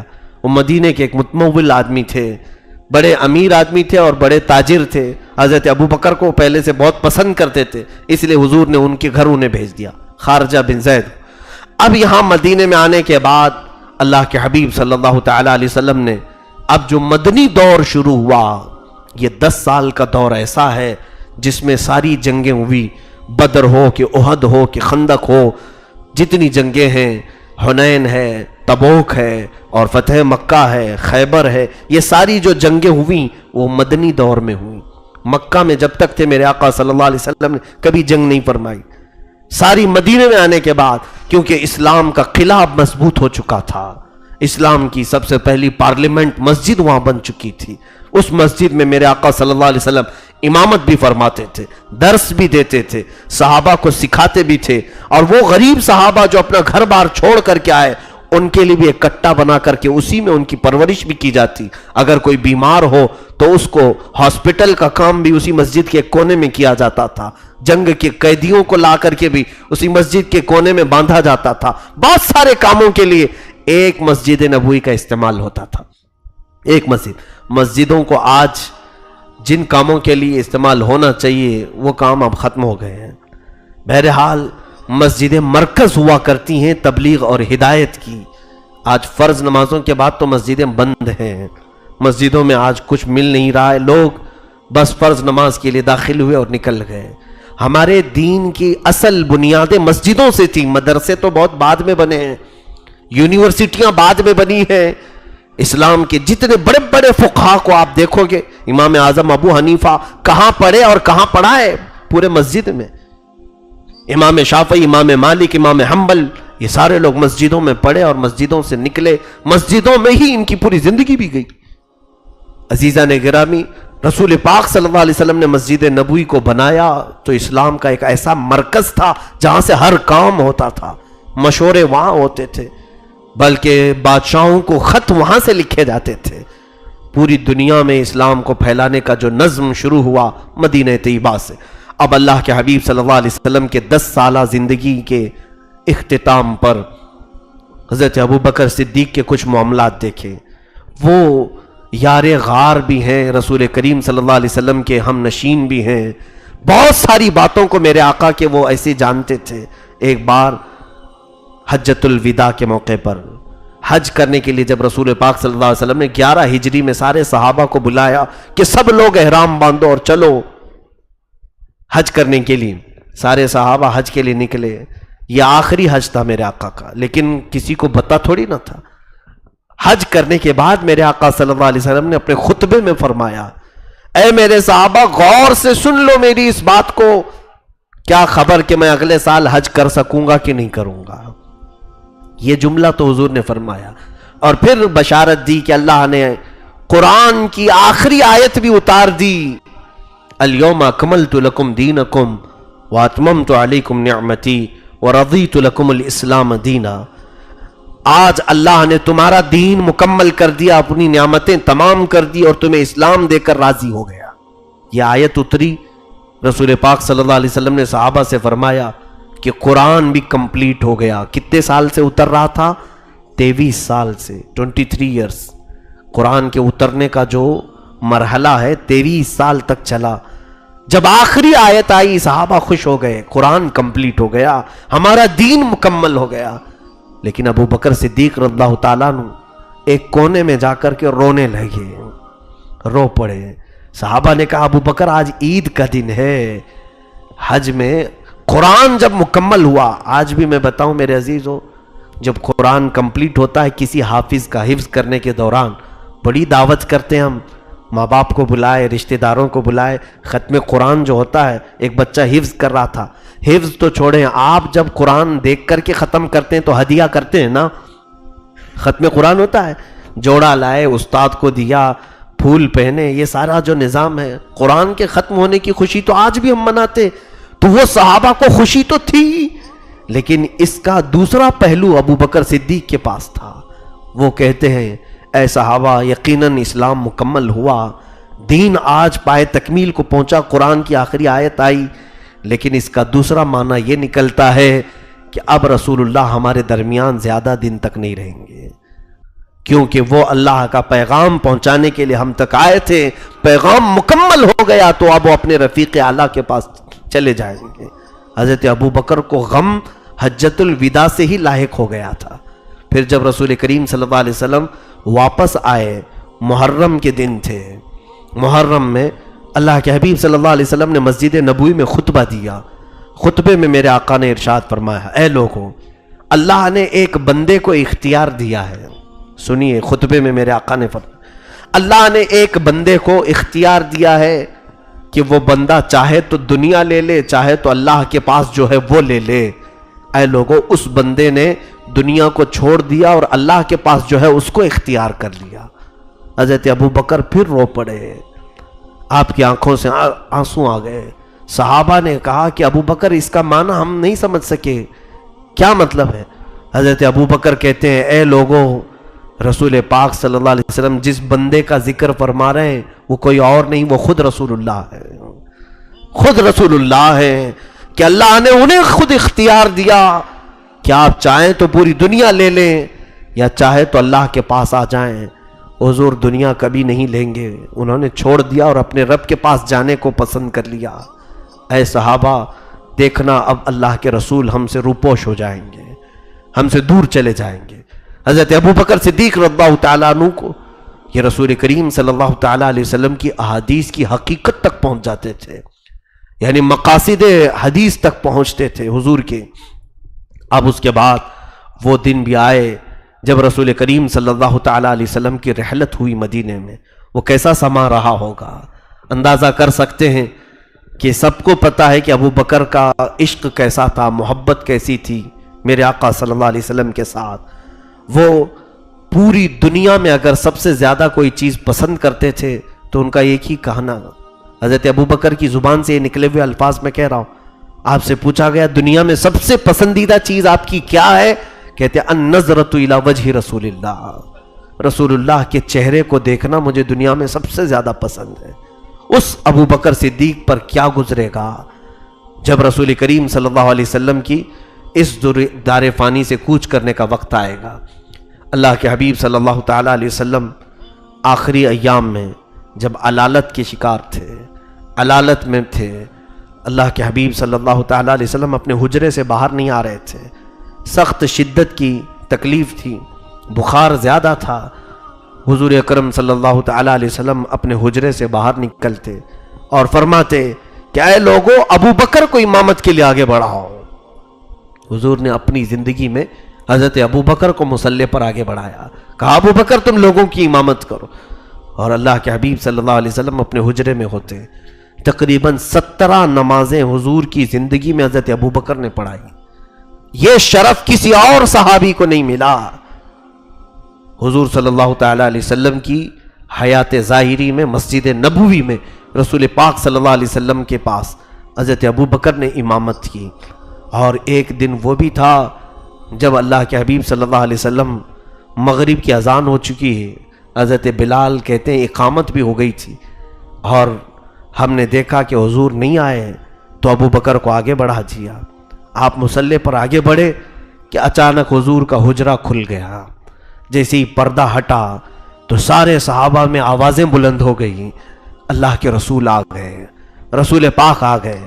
کئی دنوں کی بیماری علالت کے بعد رسول کریم صلی اللہ علیہ وسلم کو جب دیکھا تو صحابہ کہتے ہیں میرے آقا صلی اللہ علیہ وسلم دو صحابہ کے کندھوں پر ہاتھ دے کر چل رہے تھے، پیر زمین پر لگ نہیں پا رہے تھے، گھسٹتے ہوئے یعنی انگلیاں زمین پر چلی جا رہی تھیں، اور آگے بڑھتے ہوئے آئے تو لوگوں نے کہا ابو بکر پیچھے آ جاؤ، اللہ کے رسول آ گئے ہیں۔ رسول کریم صلی اللہ علیہ وسلم نے ہاتھ کے اشارے سے کہا نہیں، وہیں کھڑے رہو، اپنی نماز مکمل کرو۔ پھر اللہ کے حبیب صلی اللہ علیہ وسلم کو آگے بٹھایا گیا۔ رسول کریم صلی اللہ علیہ وسلم نے بیٹھ کر کے امامت کی، اور آپ کی آواز کو بلند آواز میں حضرت ابو بکر نے تکبیر کے ذریعے سے پہنچایا، مکبر بن کر کے۔ یہ مغرب کی نماز ادا ہوئی تھی، اس کے بعد پھر میرے آقا صلی اللہ علیہ وسلم باہر تشریف نہیں لائے، یہ آخری نماز تھی۔ اللہ کے حبیب صلی اللہ علیہ وسلم کو سب سے زیادہ عزیز کوئی چیز تھی تو وہ نماز تھی۔ ایسی بیماری کے عالم میں جب زمین پر پیر نہ ٹک رہے ہوں، دو لوگوں کے کندھوں پر ہاتھ رکھ کر کے مسجد میں آنا اور فرماتے مجھے جماعت زیادہ عزیز ہے، صحابہ کی جماعت کو دیکھنے کے لیے میرے آقا ہے۔ آج ان کی امت پیر سلامت ہیں، ہاتھ سلامت ہیں، اپنے بستروں پر سو جاتی ہیں، اپنے بازاروں پہ بالکل مگن ہے۔ اے میرے عزیزو، اللہ کے حبیب صلی اللہ تعالیٰ علیہ وسلم کو سب سے زیادہ عزیز چیز نماز تھی۔ فرمایا جعلت قرۃ عینی فی الصلاۃ، نماز میں میری آنکھوں کی ٹھنڈک ہے۔ نماز کو قائم کر لیں، امت ہونے کے ناطے کم از کم آپ تو میرے آقا کی آنکھوں کو تکلیف نہیں پہنچائے ہیں۔ دنیا آج برا بھلا کہہ رہی ہو وہ ان کا حصہ ہے، لیکن تم اپنے عمل سے میرے آقا کو تکلیف نہ پہنچاؤ۔ رسول کریم صلی اللہ تعالیٰ علیہ وسلم اسی عالم میں تھے۔ 12 ربیع الاول کی تاریخ تھی، بعض روایت میں 13 ربیع الاول کی تاریخ ہے۔ حجرہ عائشہ میں میرے آقا آرام فرماتے، نزع کی حالت تھی۔ سکرات کا جو وقت ہوتا ہے، حضرت عائشہ صدیقہ کے زانوں پر اللہ کے حبیب صلی اللہ علیہ وسلم سر رکھ کر آرام فرماتے ہیں، اور پھر وہ آخری گھڑی بھی آئی جب موت کا فرشتہ دستک دینے لگا، اور میرے آقا صلی اللہ علیہ وسلم نے فرمایا عائشہ فرشتہ آیا ہے موت کا، عزرائیل، اور وہ میرے گھر میں آنے کی اجازت لے رہا ہے، اور یاد رکھنا یہ آج کے بعد پھر کسی کے ہاں جانے کی اجازت نہیں لے گا۔ حضور پاک صلی اللہ علیہ وسلم کے پاس ملک الموت حاضر ہوئے، اور رسول کریم صلی اللہ علیہ وسلم اس وقت جو آخری جملہ فرما رہے تھے، حضرت عائشہ صدیقہ اس کی گواہ ہیں، فرما رہے تھے کہ تمہارے ہاتھ کے نیچے جو لوگ کام کر رہے ہیں، ملک یمین کا لفظ ہے، تو میں کہتا ہوں کہ مزدوروں کے متعلق بھی اس سے مستفاد ہو سکتی ہے بات، کہ جو تمہارے ماتحت ہیں ان کا خیال کرو۔ اور دوسرا جملہ حضور فرما رہے تھے نماز نماز نماز۔ مسواک کو پانی میں ڈبو کر حضور چباتے اور تھوڑا پانی کبھی اپنے چہرے پر مارتے، اور پھر یوں کہتے یہ کیسی تکلیف ہے، یہ کیسی شدت ہے، اور پھر شدت تکلیف میں یہ بھی کہتے کیا یہ شدت تکلیف میری امت کو بھی دی جائے گی۔ حضور اکرم صلی اللہ علیہ وسلم کو اس وقت بھی ہم غریبوں کا احساس تھا۔ میں بار بار اس منظر کو یاد کرتا ہوں تو تڑپ جاتا ہوں، آنکھیں اشکبار ہوتی ہیں۔ آج یا رسول اللہ آپ کی کثرت سے ہمیں یاد آتی ہے جب دنیا نے ہمیں ایسا آوارہ چھوڑ رکھا ہے کہ دنیا آج ہمارا خون دیکھنا پسند کر رہی ہے۔ آج جو مدد کے لیے ہاتھ بڑھاتا ہے ہم اس کے ہاتھ میں بھی چھری دیکھتے ہیں۔ آج ایک طرف ہمیں مدد کے نام پر بلاتا ہے، دوسری طرف ہمارے سینے میں خنجر گھونپتا ہے۔ آج دنیا ایسی ہمارے ساتھ سلوک کر رہی ہے، روٹی کپڑے کے نام پر بلا کر کفر و شرک ہم سے کروا لیتی ہے۔ آج دنیا امت مصطفیٰ کو گیند کی طرح اچھالتی ہے۔ کیا اے میرے مسلمان بھائیوں، اس نبی کی یاد تمہیں نہیں آتی جس نے سکرات کے عالم میں ہمارے درد کا احساس کیا تھا؟ سچ بتاؤں تو تمہارے درد اور تمہاری تکلیف کا اگر کسی کو احساس ہے تو صرف تاجدار مدینہ کو، صرف میرے آقا صلی اللہ علیہ وسلم۔ اس جھوٹی دنیا کو کبھی مسیحا ہرگز مت سمجھنا، اس ظالم دنیا کے دام فریب میں کبھی نہ پھنسنا۔ لوگ یہ کہتے ہیں یہ گورنمنٹ آ گئی اب ہمارا بھلا ہو جائے گا، ہمارے اچھے دن آ جائیں گے، یہ فلاں آ گئے اب ہم کو برائیوں سے نکال لیں گے۔ کوئی تمہارا خیر خواہ نہیں ہے، تمہاری تکلیفوں کا مداوع اگر کہیں ہے تو وہ نام رسول میں ہے، میرے آقا صلی اللہ علیہ وسلم کی تعلیمات میں ہے۔ میں یاد کرتا ہوں آج میرے آقا صلی اللہ تعالیٰ علیہ وسلم کی اس آخری کیفیت کو، اور پھر ہم یہی کہتے ہیں یا رسول اللہ کہ آ جائیں ہم غلاموں کی دستگیری کے لیے پھر سے ایک مرتبہ۔ میرے آقا آؤ کہ مدت ہوئی ہے تیری راہ میں اکھیاں بچھاتے بچھاتے، میرے آقا آؤ کہ مدت ہوئی ہے تیری راہ میں اکھیاں بچھاتے بچھاتے۔ اور بڑے دن ہو گئے، بڑی حسرتوں سے رسول کریم صلی اللہ علیہ وسلم کا آج بھی امت کو انتظار ہے۔ بہرکیف عزیزان گرامی، اس باریک لمحے میں، اس نازک لمحے میں حضرت عائشہ فرماتی ہیں میں بات کر ہی رہی تھی کہ میرے آقا نے آنکھ بند کر لیے تھے، کافی دیر تک تو میں بات کر رہی تھی، اور اس کے بعد دروازہ کھلا، سب سے پہلا شخص جو حجرے میں داخل ہوا وہ میرے باپ ابو بکر تھے۔ ابو بکر صدیق نے دیکھا رسول کریم صلی اللہ علیہ وسلم آرام کر رہے ہیں اور میں میرے نبی کے ساتھ بات کر رہی ہوں۔ حضرت ابو بکر سیدھے آئے اور کہا عائشہ تو بات کر رہی ہے رسول اللہ صلی اللہ علیہ وسلم سے، جبکہ رسول پاک صلی اللہ علیہ وسلم اپنے رفیق اعلیٰ کے پاس جا چکے ہیں۔ حضرت ابو بکر کی بات سن کر حضرت عائشہ کہتی ہیں ایسا مجھے لگا میرے پیر کے نیچے سے زمین نکل گئی۔ صدیق اکبر سیدھے آ کر اللہ کے حبیب صلی اللہ علیہ وسلم کے ماتھے کا بوسہ لیتے ہیں، پیشانی کا بوسہ لیا اور پھر فرمایا اے اللہ کے رسول اب اس کے بعد اللہ تعالیٰ دوسری موت کبھی آپ پر نہیں لائے گا، دو موتیں آپ پر نہیں جمع کرے گا، آپ نے حق ادا کر دیا، ادیت الامانہ وبلغت الرسالہ ونصحت الامہ، آپ نے امانتوں کو پورا کر دیا یا رسول اللہ، اپنی امت کو پوری خیر خواہی کے درس آپ نے دے دیے، اور جو کام اللہ نے آپ کو دیا تھا وہ سب آپ نے پہنچا دیا۔ کیسا صبر رہا ہوگا حضرت ابو بکر کے پاس، جو جان سے زیادہ جسے چاہتے ہیں وہ اپنے سامنے آنکھیں بند کر چکے ہوں۔ باہر جب آئے تو صحابہ کو خبر دی اے صحابہ اب ہمارے درمیان سے سورج غروب ہو چکا ہے، اب ہمارے درمیان سے آفتاب رسالت غروب ہو چکا ہے۔ صحابہ کی کیفیتیں الگ تھی، جو جہاں تھے وہیں جامد و ساکت بیٹھے ہوئے تھے۔ حضرت عثمان غنی کو لوگ چونٹی کاٹتے تو بھی احساس نہیں ہوتا، صحابہ ان کی کیفیت کو کوئی آج کا مسلمان کیا احساس کر سکے گا۔ صدیق اکبر رضی اللہ تعالیٰ عنہ ان صحابہ کی حالتوں کو دیکھ رہے تھے۔ حضرت عمر تو کہتے میں نہیں مانتا کہ اللہ کے رسول کا انتقال ہوا ہے، اور کہتے کہ خبردار اگر کسی نے کہہ دیا تو میں تلوار سے گردن اڑا دوں گا۔ وہ اللہ کے پاس گئے واپس آ جائیں گے۔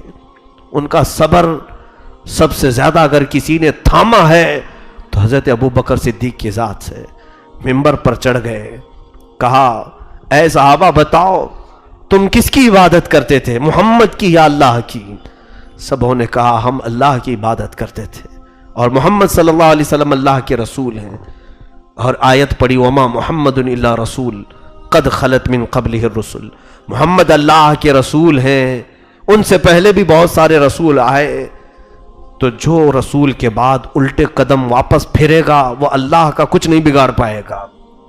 پھر حضرت ابو بکر خطبے میں کہتے ہیں اے صحابہ جو اللہ کی عبادت کرتے تھے وہ اللہ کل بھی تھا آج بھی اور ہمیشہ رہے گا، تم اٹھو محمد صلی اللہ علیہ وسلم کے اس مشن کو لے کر آگے بڑھو۔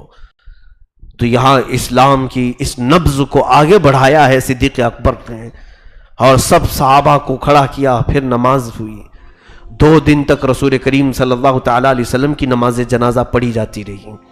پیر کو وصال ہوا تھا، بدھ کو دفن ہوا۔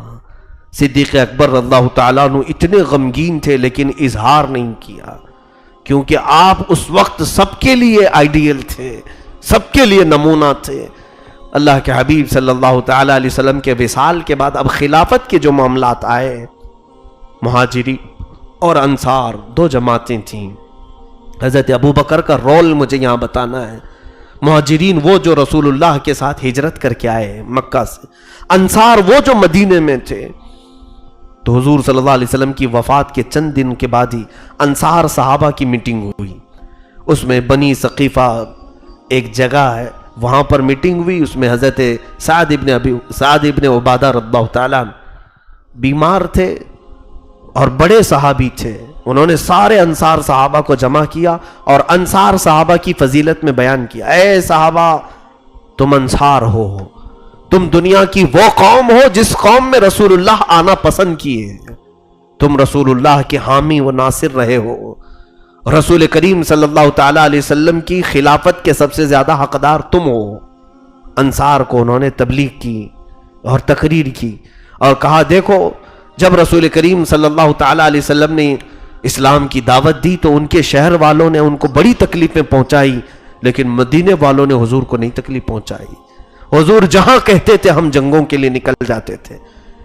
تو رسول پاک صلی اللہ تعالی علیہ وسلم کی حمایت کرنے والے انصار سب سے زیادہ ان کی خلافت کے حقدار ہیں۔ تو یہاں انصار کی الگ میٹنگ ہوئی۔ حضرت ابوبکر تو انصار میں نہیں مہاجرین میں ہے نا۔ انصار کی جب یہ میٹنگ ہوئی تو کسی ایک صحابی نے یہ بھی پوچھا انصاریوں سے، انصاری کا مطلب وہ آج کی برادری انصاری مت سمجھ لینا، انصار صحابہ کی ایک جماعت ہے جنہوں نے رسول اللہ کی حمایت کی تھی مدینے میں۔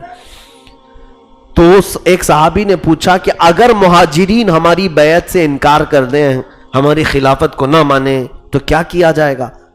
تو پھر ایک صحابی نے کہا ایسا کیا جائے مہاجرین میں سے ایک امیر بنائیں، انصار میں سے ایک امیر بنائیں۔ میں آج پوری تاریخ آپ کو بتا رہا ہوں کیسے خلافت ہوئی۔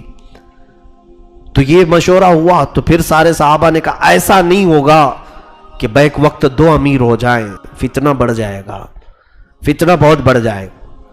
پھر جب یہ میٹنگ ہو رہی تھی حضرت عمر رضی اللہ تعالیٰ عنہ کو خبر ہوئی کہ انصار اپنے آپس میں میٹنگ کر رہے ہیں اور خلافت کے وہ اپنے آپ کو حقدار سمجھ رہے ہیں اور ان میں ہی کوئی خلیفہ ہونا چاہیے۔ تو حضرت عمر نے اس باریک مسئلے کو سلجھانے کے لیے حضرت ابو بکر حضرت ابو عبیدہ بن جراح کے ساتھ وہاں پر آ گئے۔ ابھی انصار کا فیصلہ نہیں ہوا تھا تو حضرت ابو بکر صدیق کھڑے ہوئے، کہا کہ اے انصار تمہاری حمایت سر آنکھوں پر، تم نے جو رسول اللہ صلی اللہ علیہ وسلم کی نصرت و حمایت کی تم اس میں سب سے زیادہ افضل ہو۔ جب رسول اللہ کے شہر والوں نے ان کا ساتھ چھوڑا تو تم نے ان کی حمایت کی، حضور نے جو تبلیغ کی اس کو تم نے ایکسیپٹ کیا۔ لیکن اے انصار مہاجرین کا اس بات میں اور زیادہ مقام ہے کہ جس وقت اللہ کے حبیب صلی اللہ علیہ وسلم نے قرآن کو شروع کیا سب سے پہلے مہاجرین مکہ والے ہیں جنہوں نے قرآن کو سنا اور اس کو ایکسیپٹ بھی کیا۔ جو یہاں مہاجرین ہیں وہ رسول اللہ صلی اللہ علیہ وسلم کے ساتھ مکہ کی ساری مشقتیں اور مصائب برداشت کیے ہوئے لوگ ہیں، اور پھر حضور صلی اللہ علیہ وسلم کے خاندان والے ہیں۔ قریش پورے عرب میں سب سے اعلیٰ خاندان ہے، لہٰذا ایسا کرو کہ قریش خاندان میں سے کوئی امیر ہو، خلیفہ ہو، کیونکہ رسول اللہ کا وہ خاندان ہے، اور انصار اس کے وزیر ہو کہ وہ امیر وزیروں سے پوچھے بغیر کوئی کام نہ کرے۔ حضرت ابو بکر صدیق نے جب یہ مشورہ دیا پھر کسی صحابی نے انصاری نے یہ کہا کہ دو امیر بنا لیے جائیں، ایک مہاجرین میں سے ایک انصار میں سے۔ حضرت عمر نے کہا ایک میان میں دو تلواریں نہیں آ سکتی، یہاں فتنہ ہو جائے گا۔ تو پھر رائے اس پر جمع ہوئی، اختلاف یہ بظاہر دیکھنے میں لگ رہا تھا لیکن وہ اپنے معاملات کو سلجھا رہے تھے۔ تبھی ایک صحابی حضرت بشیر رضی اللہ تعالیٰ عنہ وہ کھڑے ہوئے، انہوں نے کہا اے انصار ہم نے جو کچھ بھی رسول اللہ کے ساتھ کیا، ان کے ساتھ جہاد میں شریک ہوئے، ان کے ساتھیوں کو گھر دیا، مدینہ ان کے لیے کشادہ کیا، یہ سارے کام ہم نے خلافت اور کرسی کے لیے نہیں کیے، اللہ اس کے رسول کو راضی کرنے کے لیے۔ اس صحابی نے پورا رنگ بدل ڈالا۔ سارے صحابہ جو انصار تھے سبوں نے کہا یہ بالکل حق کہہ رہے ہیں، ہم نے جب رسول اللہ پر ایمان لائے تو ہمارے وہم و گمان میں بھی یہ نہیں تھا کہ حضور کے بعد ہم کرسی پر بیٹھیں گے، حضور کے بعد ہم خلافت کو لیں گے۔ ہم نے تو خالص اللہ اس کے رسول کو راضی رکھنے کے لیے حضور صلی اللہ علیہ وسلم کی نصرت و حمایت کی تھی۔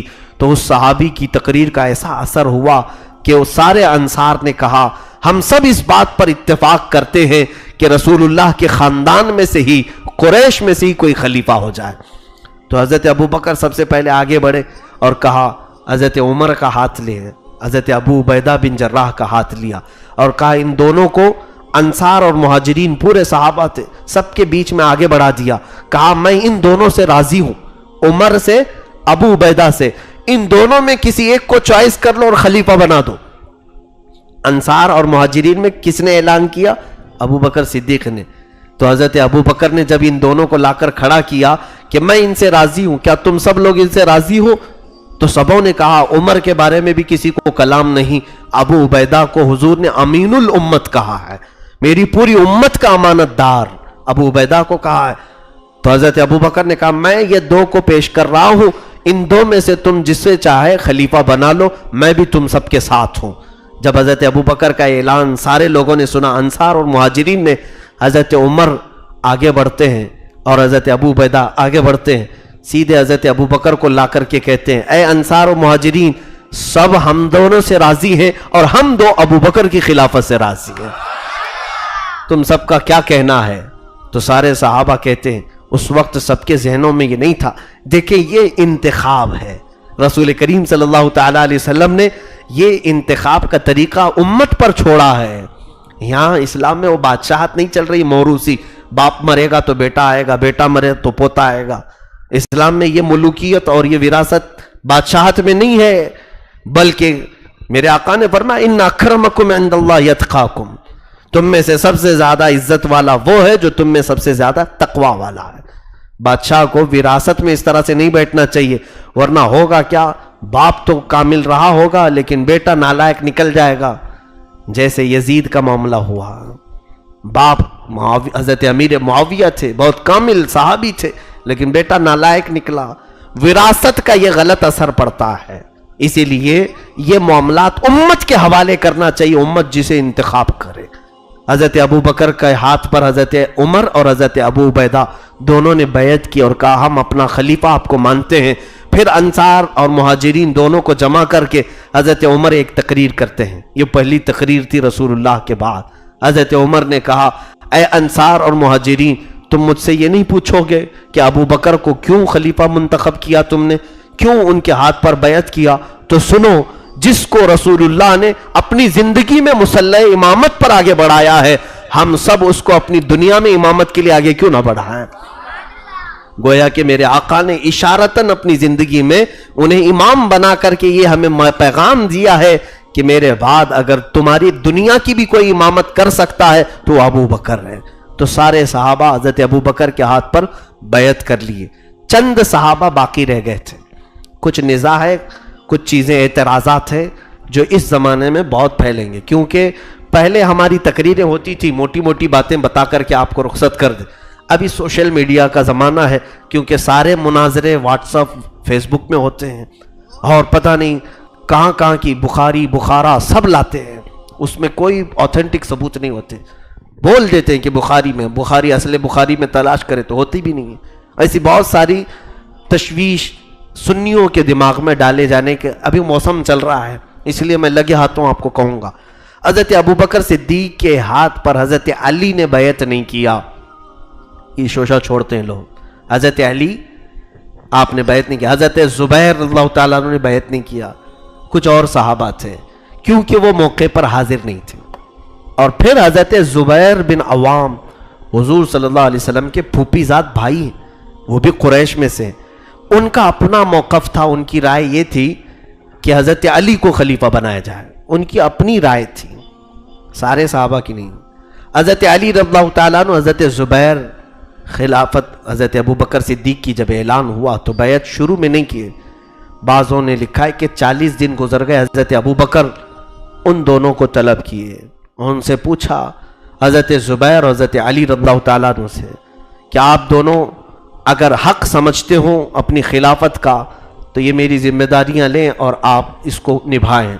حضرت علی اور حضرت زبیر رضی اللہ تعالیٰ عنہ اسی وقت کہتے ہیں نہیں اے خلیفہ رسول اللہ، اے اللہ کے رسول کے خلیفہ، ہم آپ کو اپنا امیر اور اپنا امام تسلیم کرتے ہیں۔ انہوں نے بھی بیعت کی۔ یہ تاریخ کی سچائیاں بتاتی ہیں۔ چند دنوں کی تاخیر جو ہوئی اس کے وجوہات الگ ہو سکتے ہیں، وہ کسی اور موقع پر عرض کروں گا۔ اب یہاں جو کچھ چیزیں پیش کی جاتی ہیں، صدیق اکبر رضی اللہ تعالیٰ عنہ کی خلافت کا کل زمانہ 2 سال 3 مہینے تھا۔ کتنے؟ 2 سال 3 مہینے آپ خلیفہ رہے۔ حضرت ابو بکر صدیق رضی اللہ تعالیٰ عنہ جیسے ہی خلیفہ بنے ساری باغ ڈور آپ نے سنبھال لی، اور بیک وقت کئی محاذ پر آپ نے ایسا رویہ پیش کیا، اللہ اکبر۔ رسول کریم صلی اللہ علیہ وسلم کی وفات کے بعد کئی فتنے اٹھ گئے، کچھ لوگ مرتد ہو گئے، اسلام چھوڑ کر چلے گئے، یعنی وہ مرتدین، وہ ایک جماعت بن گئی۔ کچھ ایسے لوگ جو زکوٰۃ کا انکار کرنے لگے، مسلمان تھے، ساری چیزیں مانتے ہیں لیکن ہم زکوٰۃ نہیں دیں گے، زکوٰۃ ہم رسول اللہ کے پاس دیتے تھے، اب ان کے بعد نہیں دیں گے۔ ایک جماعت وہ تیار ہوئی۔ ایک جماعت جس کو حضرت اسامہ بن زید کی سپہ سالاری میں حضور نے اپنے حیات میں ہی بھیجا تھا۔ حضرت اسامہ بن زید یہ ایک بڑا لشکر لے کر کے جا رہے تھے ملک شام کی طرف، لیکن ابھی مدینے سے باہر ہی تھے کہ حضور کی وفات کی خبر آ گئی، تو وہ بیچ میں سے ہی لشکر واپس آ گیا تھا۔ تو حضرت ابو بکر صدیق نے اس لشکر کو بھی بھیجا۔ صحابہ کہہ رہے تھے اے ابو بکر، اس وقت کئی معاملات ہیں، دیکھیں ملک کو کئی حالات درپیش ہیں۔ ایک طرف اچھا، چوتھی مقام پر کچھ جھوٹے نبی پیدا ہو گئے تھے، اسود عنسی، مسیلمہ کذاب، یہ وہ لوگ ہیں جنہوں نے اپنی نبوت کا اعلان کر دیا، محمد کے بعد ہم نبی ہیں۔ وہ اپنے کچھ لوگوں کو، حواری مواریوں کو جمع کر کے اپنی نبوت کا اعلان کر گئے تھے۔ صدیق اکبر کے پاس 4 محاذ تھے، اور ویسے حالت میں حضرت اسامہ بن زید کو ایک بڑا لشکر دے کر کے بھیج رہے جہاں رسول اللہ نے بھیجا تھا۔ صحابہ نے کہا اس لشکر کو روک لیں، ہم اسود عنسی، مسیلمہ کذاب، ان کے ساتھ مقابلہ کرنے میں صحابہ کی جماعت کا استعمال کریں گے، اور ایک طرف مرتدین ہے جو اسلام چھوڑ کر کے گئے، فتنہ مچا رہے ہیں، ایک طرف زکوٰۃ کا انکار کرنے والے، ان سے نپٹیں گے، اسامہ بن زید کو روک دیں۔ صدیق اکبر نے کیا کہا جانتے ہو؟ میں ہوتا کون ہوں؟ جس لشکر کو رسول اللہ نے بھیجا میں کیسے روک سکتا ہوں؟ اسامہ بن زید کو جب ان کی عمر تقریباً 19 سال کی تھی، حضور صلی اللہ علیہ وسلم نے انہیں سپہ سالار اپنی زندگی میں بنایا تھا، اسامہ بن زید کو۔ اب وہ گھوڑا لے کر کے آگے بڑھے تو صحابہ نے ایک مشورہ اور بھی دیا کہ ان کے علاوہ کسی بڑے صحابی کو سپہ سالار بنا دیں۔ صدیق اکبر نے کہا ہرگز نہیں، جس کی سپہ سالاری رسول اللہ نے بنائی ہے ابو بکر اس کو رد نہیں کر سکتا۔ اور اس کے بعد اسامہ بن زید کو گھوڑے پر بٹھایا اور ان کے گھوڑے کی رسی پکڑ کر کے خود چلنے لگے، مدینے کے باہر تک لائے اسامہ بن زید کو بٹھا کر کے گھوڑے میں۔ کہاں حضرت ابو بکر کی عمر 60 سال کی اور ان کی عمر 19 سال کی، ہاں ان کو گھوڑے پر بٹھا کر چلنے لگے، پورا لشکر اسلام پیچھے چل رہا ہے۔ کئی مرتبہ وہ اتر پڑے گھوڑے سے اسامہ بن زید، کہا اے خلیفہ رسول، گستاخی نہ ہو جائے، میں گھوڑے پر سوار ہوں اور آپ میرے گھوڑے کی نکیل پکڑ کر چل رہے ہیں۔ حضرت ابو بکر نے کہا اسامہ بیٹھ جاؤ، اس گھوڑے کی پیٹھ پر تجھے رسول اللہ نے بٹھایا ہے، اس پشت پر تجھے اللہ کے رسول نے بٹھایا ہے۔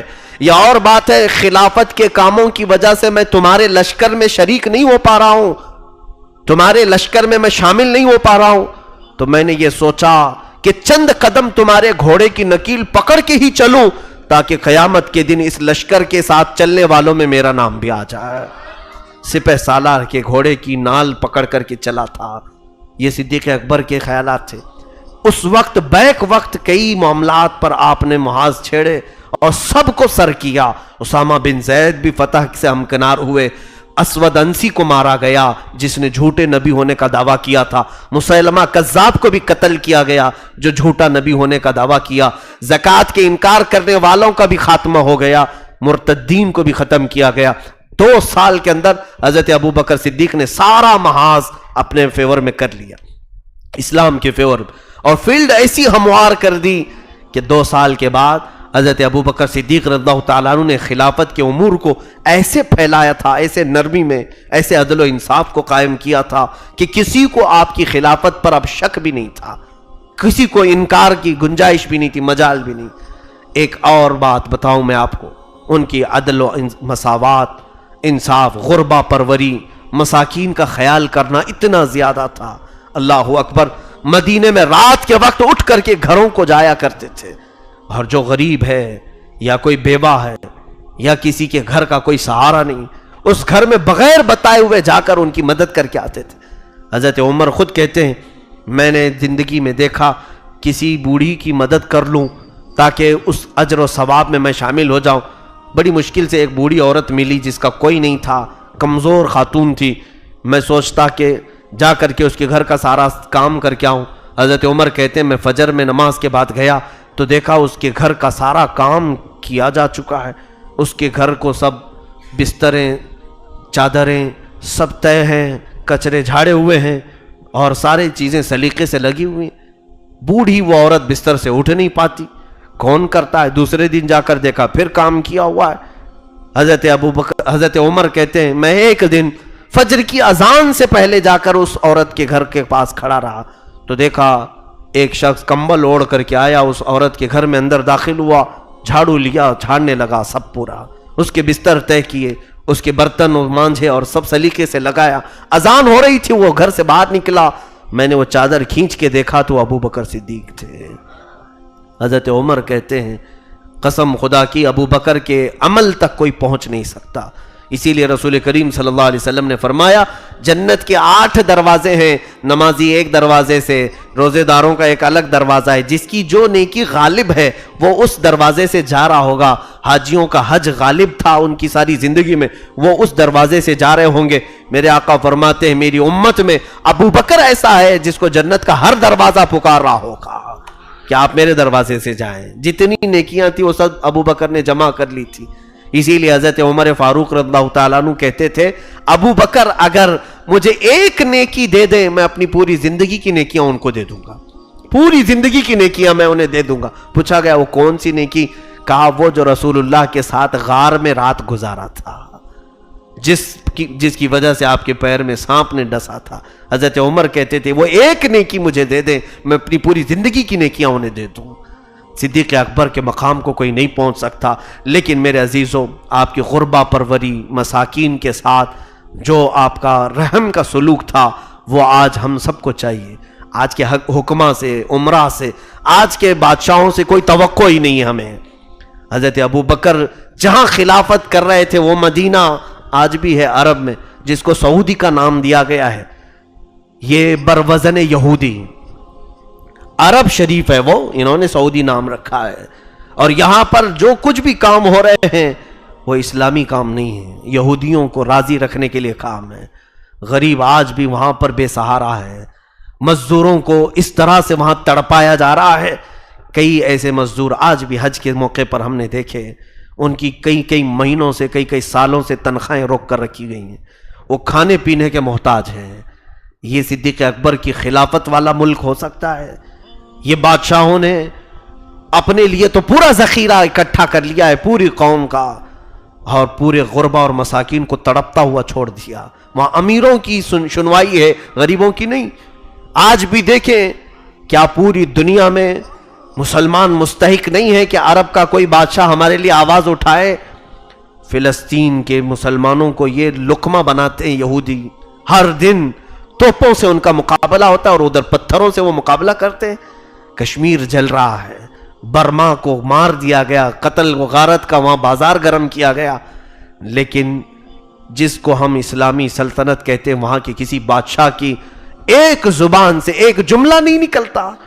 اور وہی اگر امریکہ کا صدر آئے تو بلین ڈالر، کئی بلین میں اسے تحفے پیش کیے جاتے ہیں. سونے کی چین دی جائے، سونے کی تلوار دی جائے، ان کی عورتوں سے بے حجابانہ ملاقاتیں کی جائے. یہ اسلامی بادشاہوں کے کام ہو سکتے ہیں؟ میرے عزیزوں آنکھ بند کر کے ہر چیز کو نہیں تسلیم کر لینا. آج جو سعودی عرب میں معاملات چل رہے ہیں اس کو اسلامی سلطنت بھول سے بھی نہ کہنا، ورنہ اسلام کا مذاق ہو جائے گا، اسلام کی توہین ہوگی کہ یہ ظالموں کو ہار پہناتے ہیں، قاتلوں کو ایوارڈ سے نوازتے ہیں اور مظلوموں کی بات تک نہیں کرتے. اگر کوئی کعبے کا امام، چاہے وہ وقتی امام ہی کیوں نہ ہو، مسلمانوں کے مظلوم مسلمانوں کے حق میں دعا کرے تو اسے معزول کر دیا جاتا ہے. نکال کر کے جیل میں بھیج دیا جاتا ہے. وہاں کے حالات یہ ہیں. آج وہ اپنے سفارتی تعلقات اسرائیل سے استوار کرنے کی کوشش میں لگے ہوئے ہیں. آج ساری چیزیں کمپنیاں اسرائیل کو دے دیں ہیں, یہودیوں کو دے دیں. ایئرپورٹ کی سیکورٹی کی ساری اتھارٹی یہودیوں کو چیک کرنے کے لیے دے دیا جائے. عورتوں کو اب بازار میں لے آیا گیا. ابھی قریب میں ہم سن رہے ہیں احترام نماز قانون کو بھی وہ ختم کرنے جا رہے ہیں. کیا ہے نہیں کیا واللہ عالم, لیکن ان کے منشور میں یہ بھی ہے کہ نمازوں کے اوقات وہاں پر دکان بند ہو جاتی تھی, کام کاج بند ہوتے تھے. اب لوگوں کا کہنا یہ ہے حکومت کا کہ یہ اتنے دیر بند ہونے سے سعودی معیشت کو بڑا نقصان تھا, اربوں ڈالر نقصان ہو رہا تھا. اب ہر کوئی بزنس کرے, نماز ہوتی رہے. تو اس ملک میں اب خیر کی کوئی گنجائش نہیں جو یمن کو اپنے توپوں سے مقابلہ کر رہا ہے. پڑوسی ملک یمن پورے کے پورے مسلمان ہیں وہاں پر, اور اس کے ساتھ لڑ رہا ہے. عراق میں اس نے بھیجا, شام میں اپنے بم گرائے. مسلمان ملکوں کے ساتھ دشمنی اتنی ہے, لیکن ایک بار بھول کر کے بھی اسرائیل کے خلاف نہیں بولتا کہ فلسطینیوں کو مار رہے ہو, قتل کر رہے ہو, کبھی نہیں بولتا. یہ تمام معاملات آج وہاں سے چل رہے ہیں. میرے عزیزوں, کمپیر ہرگز مت کرنا وہاں کے بادشاہوں کو. وہاں کے جھوٹے مولوی, لالچی مولوی, جن کو کتوں سے بھی زیادہ ذلیل زندگی ہے, میں سمجھتا ہوں وہ صرف ان کے ریال پر پلنے والے مولوی کہتے ہمارا بادشاہ ابو بکر کا عکس ہے, ہمارا بادشاہ عمر کا عکس ہے. یہ وہاں کے مولوی کہہ رہے ہیں. لعنت ہو ایسے مولویوں کے چہروں پر. کس کو تم کس سے ملا رہے ہو؟ صدیق اکبر کو آج جیسے یہ ظالموں سے جو عیاش ہیں اور زنا کے پجاری ہیں, ان لوگوں کو صدیق اکبر سے ملاتے ہو. شرم کرو, چاہے وہ یہاں کے ہوں کہ وہاں کے ہوں. سارے مولویوں سے میں کہتا ہوں صدیق اکبر تو وہ تھے. حضرت عمر کہتے ہیں میں نے لوگوں سے پوچھا کہ لوگوں صدیق ابو بکر کوئی ایسا کام کرتے ہوں جو میں نہیں کر رہا ہوں تو مجھے بتاؤ. لوگوں نے بتایا وہ اپنی زندگی میں کچھ توشے میں روٹیاں لے کر جنگل میں کسی کو کھلا کے آتے تھے. حضرت عمر کہتے میں بھی گیا ایک دن, پتہ نہیں کس کو کھلاتے تھے. جا کر کے جنگل میں تلاش کیا تو ایک معذور آدمی ملا جس کے ہاتھ پیر کٹے ہوئے تھے, ہاتھ بھی نہیں پیر بھی نہیں. میں نے اس کو روٹی کھلائی. وہ اندھا بھی تھا. وہ پوچھنے لگا اے آنے والے کیا ابو بکر کا انتقال ہو گیا؟ حضرت عمر کہتے میں نے پوچھا تو اندھا ہے, تجھے کیسے معلوم آنے والا کوئی اور ہے؟ وہ کہتا ہے کیونکہ ابو بکر کو معلوم تھا میرے منہ میں دانت نہیں, وہ روٹی اپنے منہ سے چبا کر میرے منہ میں ڈالتے تھے. آج تو پوری روٹی کھلا رہا ہے تو مجھے لگا کہ کوئی اور آیا ہے, ابو بکر نہیں آیا. اس خلیفہ اسلام کی تربت پر لاکھوں سلام. صدیق اکبر کے مقام کو کوئی پہنچ نہیں سکتا. میرے عزیزو, آخری بات کی طرف چلوں. جمادی الاخر کا مہینہ تھا, ٹھنڈیوں کے دن تھے. آپ نے غسل فرمایا تو غسل کی وجہ سے سردی اور بخار جکڑ گئے اور اسی بیماری میں آپ کی وفات ہوئی. حضرت ابوبکر صدیق رضی اللہ تعالیٰ عنہ نے وصیت کی تھی اپنے صحابہ سے, حضرت عائشہ سے بھی کہا کہ جس حجرے میں میرے آقا آرام فرما ہے, رسول اللہ صلی اللہ علیہ وسلم کی قبر اطہر جہاں ہے وہ حضرت عائشہ کا کمرہ ہے. اسی میں حضور کی وفات ہوئی, اسی میں حضور دفن ہوئے. اور اس حجرے کو دروازہ تھا, چٹخنی لگی ہوتی تھی, کڑی لگی رہتی تھی.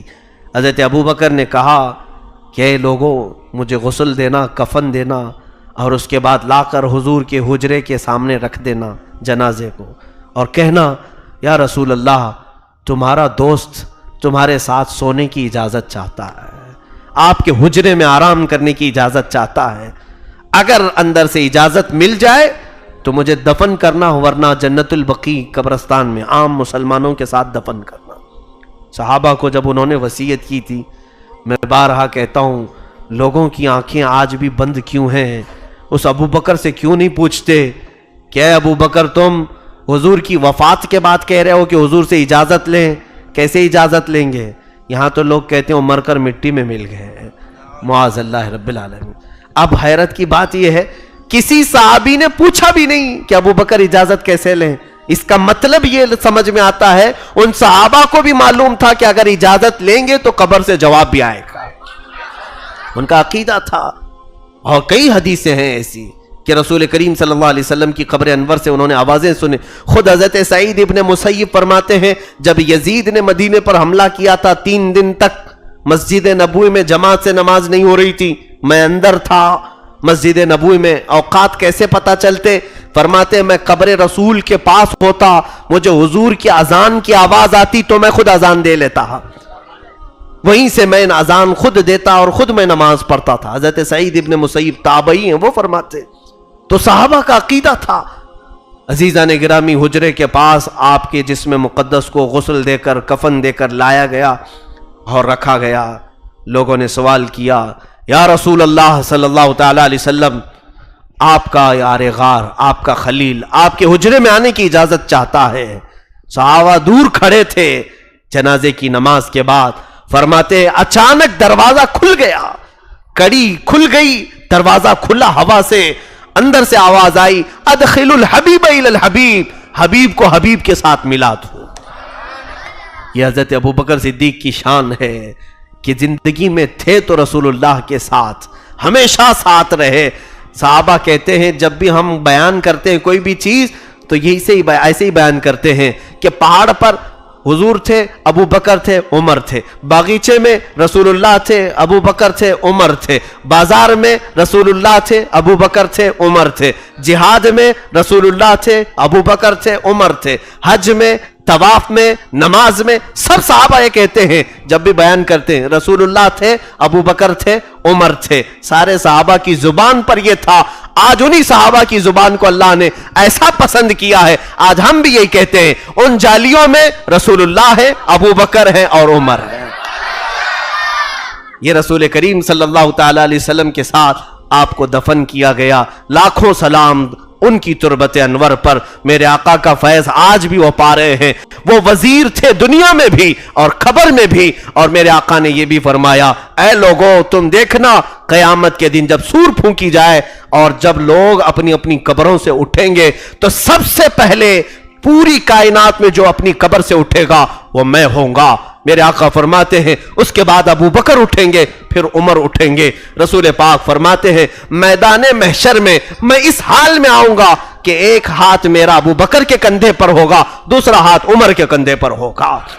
وہ بادشاہ یہاں پر بھی اسی طرح تھے, قبر میں بھی اسی طرح ہیں, اور حشر میں بھی تم جلوے دیکھو گے وہ شہنشاہ اپنے ان دونوں وزیروں کے بیچ میں جلوہ گر ہوں گے. فقط اتنا سبب ہے انعقاد بزم محشر کا, ان کی شان محبوبی دکھائی جانے والی ہے. مولا تعالیٰ صدیق اکبر کے تمام فیوز و برکات سے ہم سب کو مالا مال فرمائے.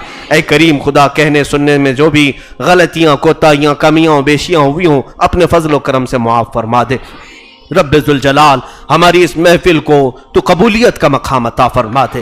اے رب ذوالجلال صدیق اکبر اللہ تعالیٰ عنہ کی صداقت, ان کی عدالت, ان کی شجاعت, ان کی سخاوت, ان کی عمارت, ان کی خلافت کے جوہر نمونے ہم سب کو بھی عطا فرما دے. مولا ہم سب کا حشر صدیق اکبر کے ساتھ قیامت کے دن فرما دے. ہماری دعاؤں کو رسول اللہ صلی اللہ علیہ وسلم کے نالین پاک کے صدقے قبول فرما. جتنے حاضرین ہیں, جتنے سامعین ہیں, جتنے سامعات ہیں, مرد, عورتیں, بچے, بوڑھے, سب کو مولا اس محفل کی برکتوں سے نواز دے. وصلی اللہ تعالی علی خیر خلقی محمد وآلہ واصحابہ اجمعین, وآخر دعوانا الحمد للہ رب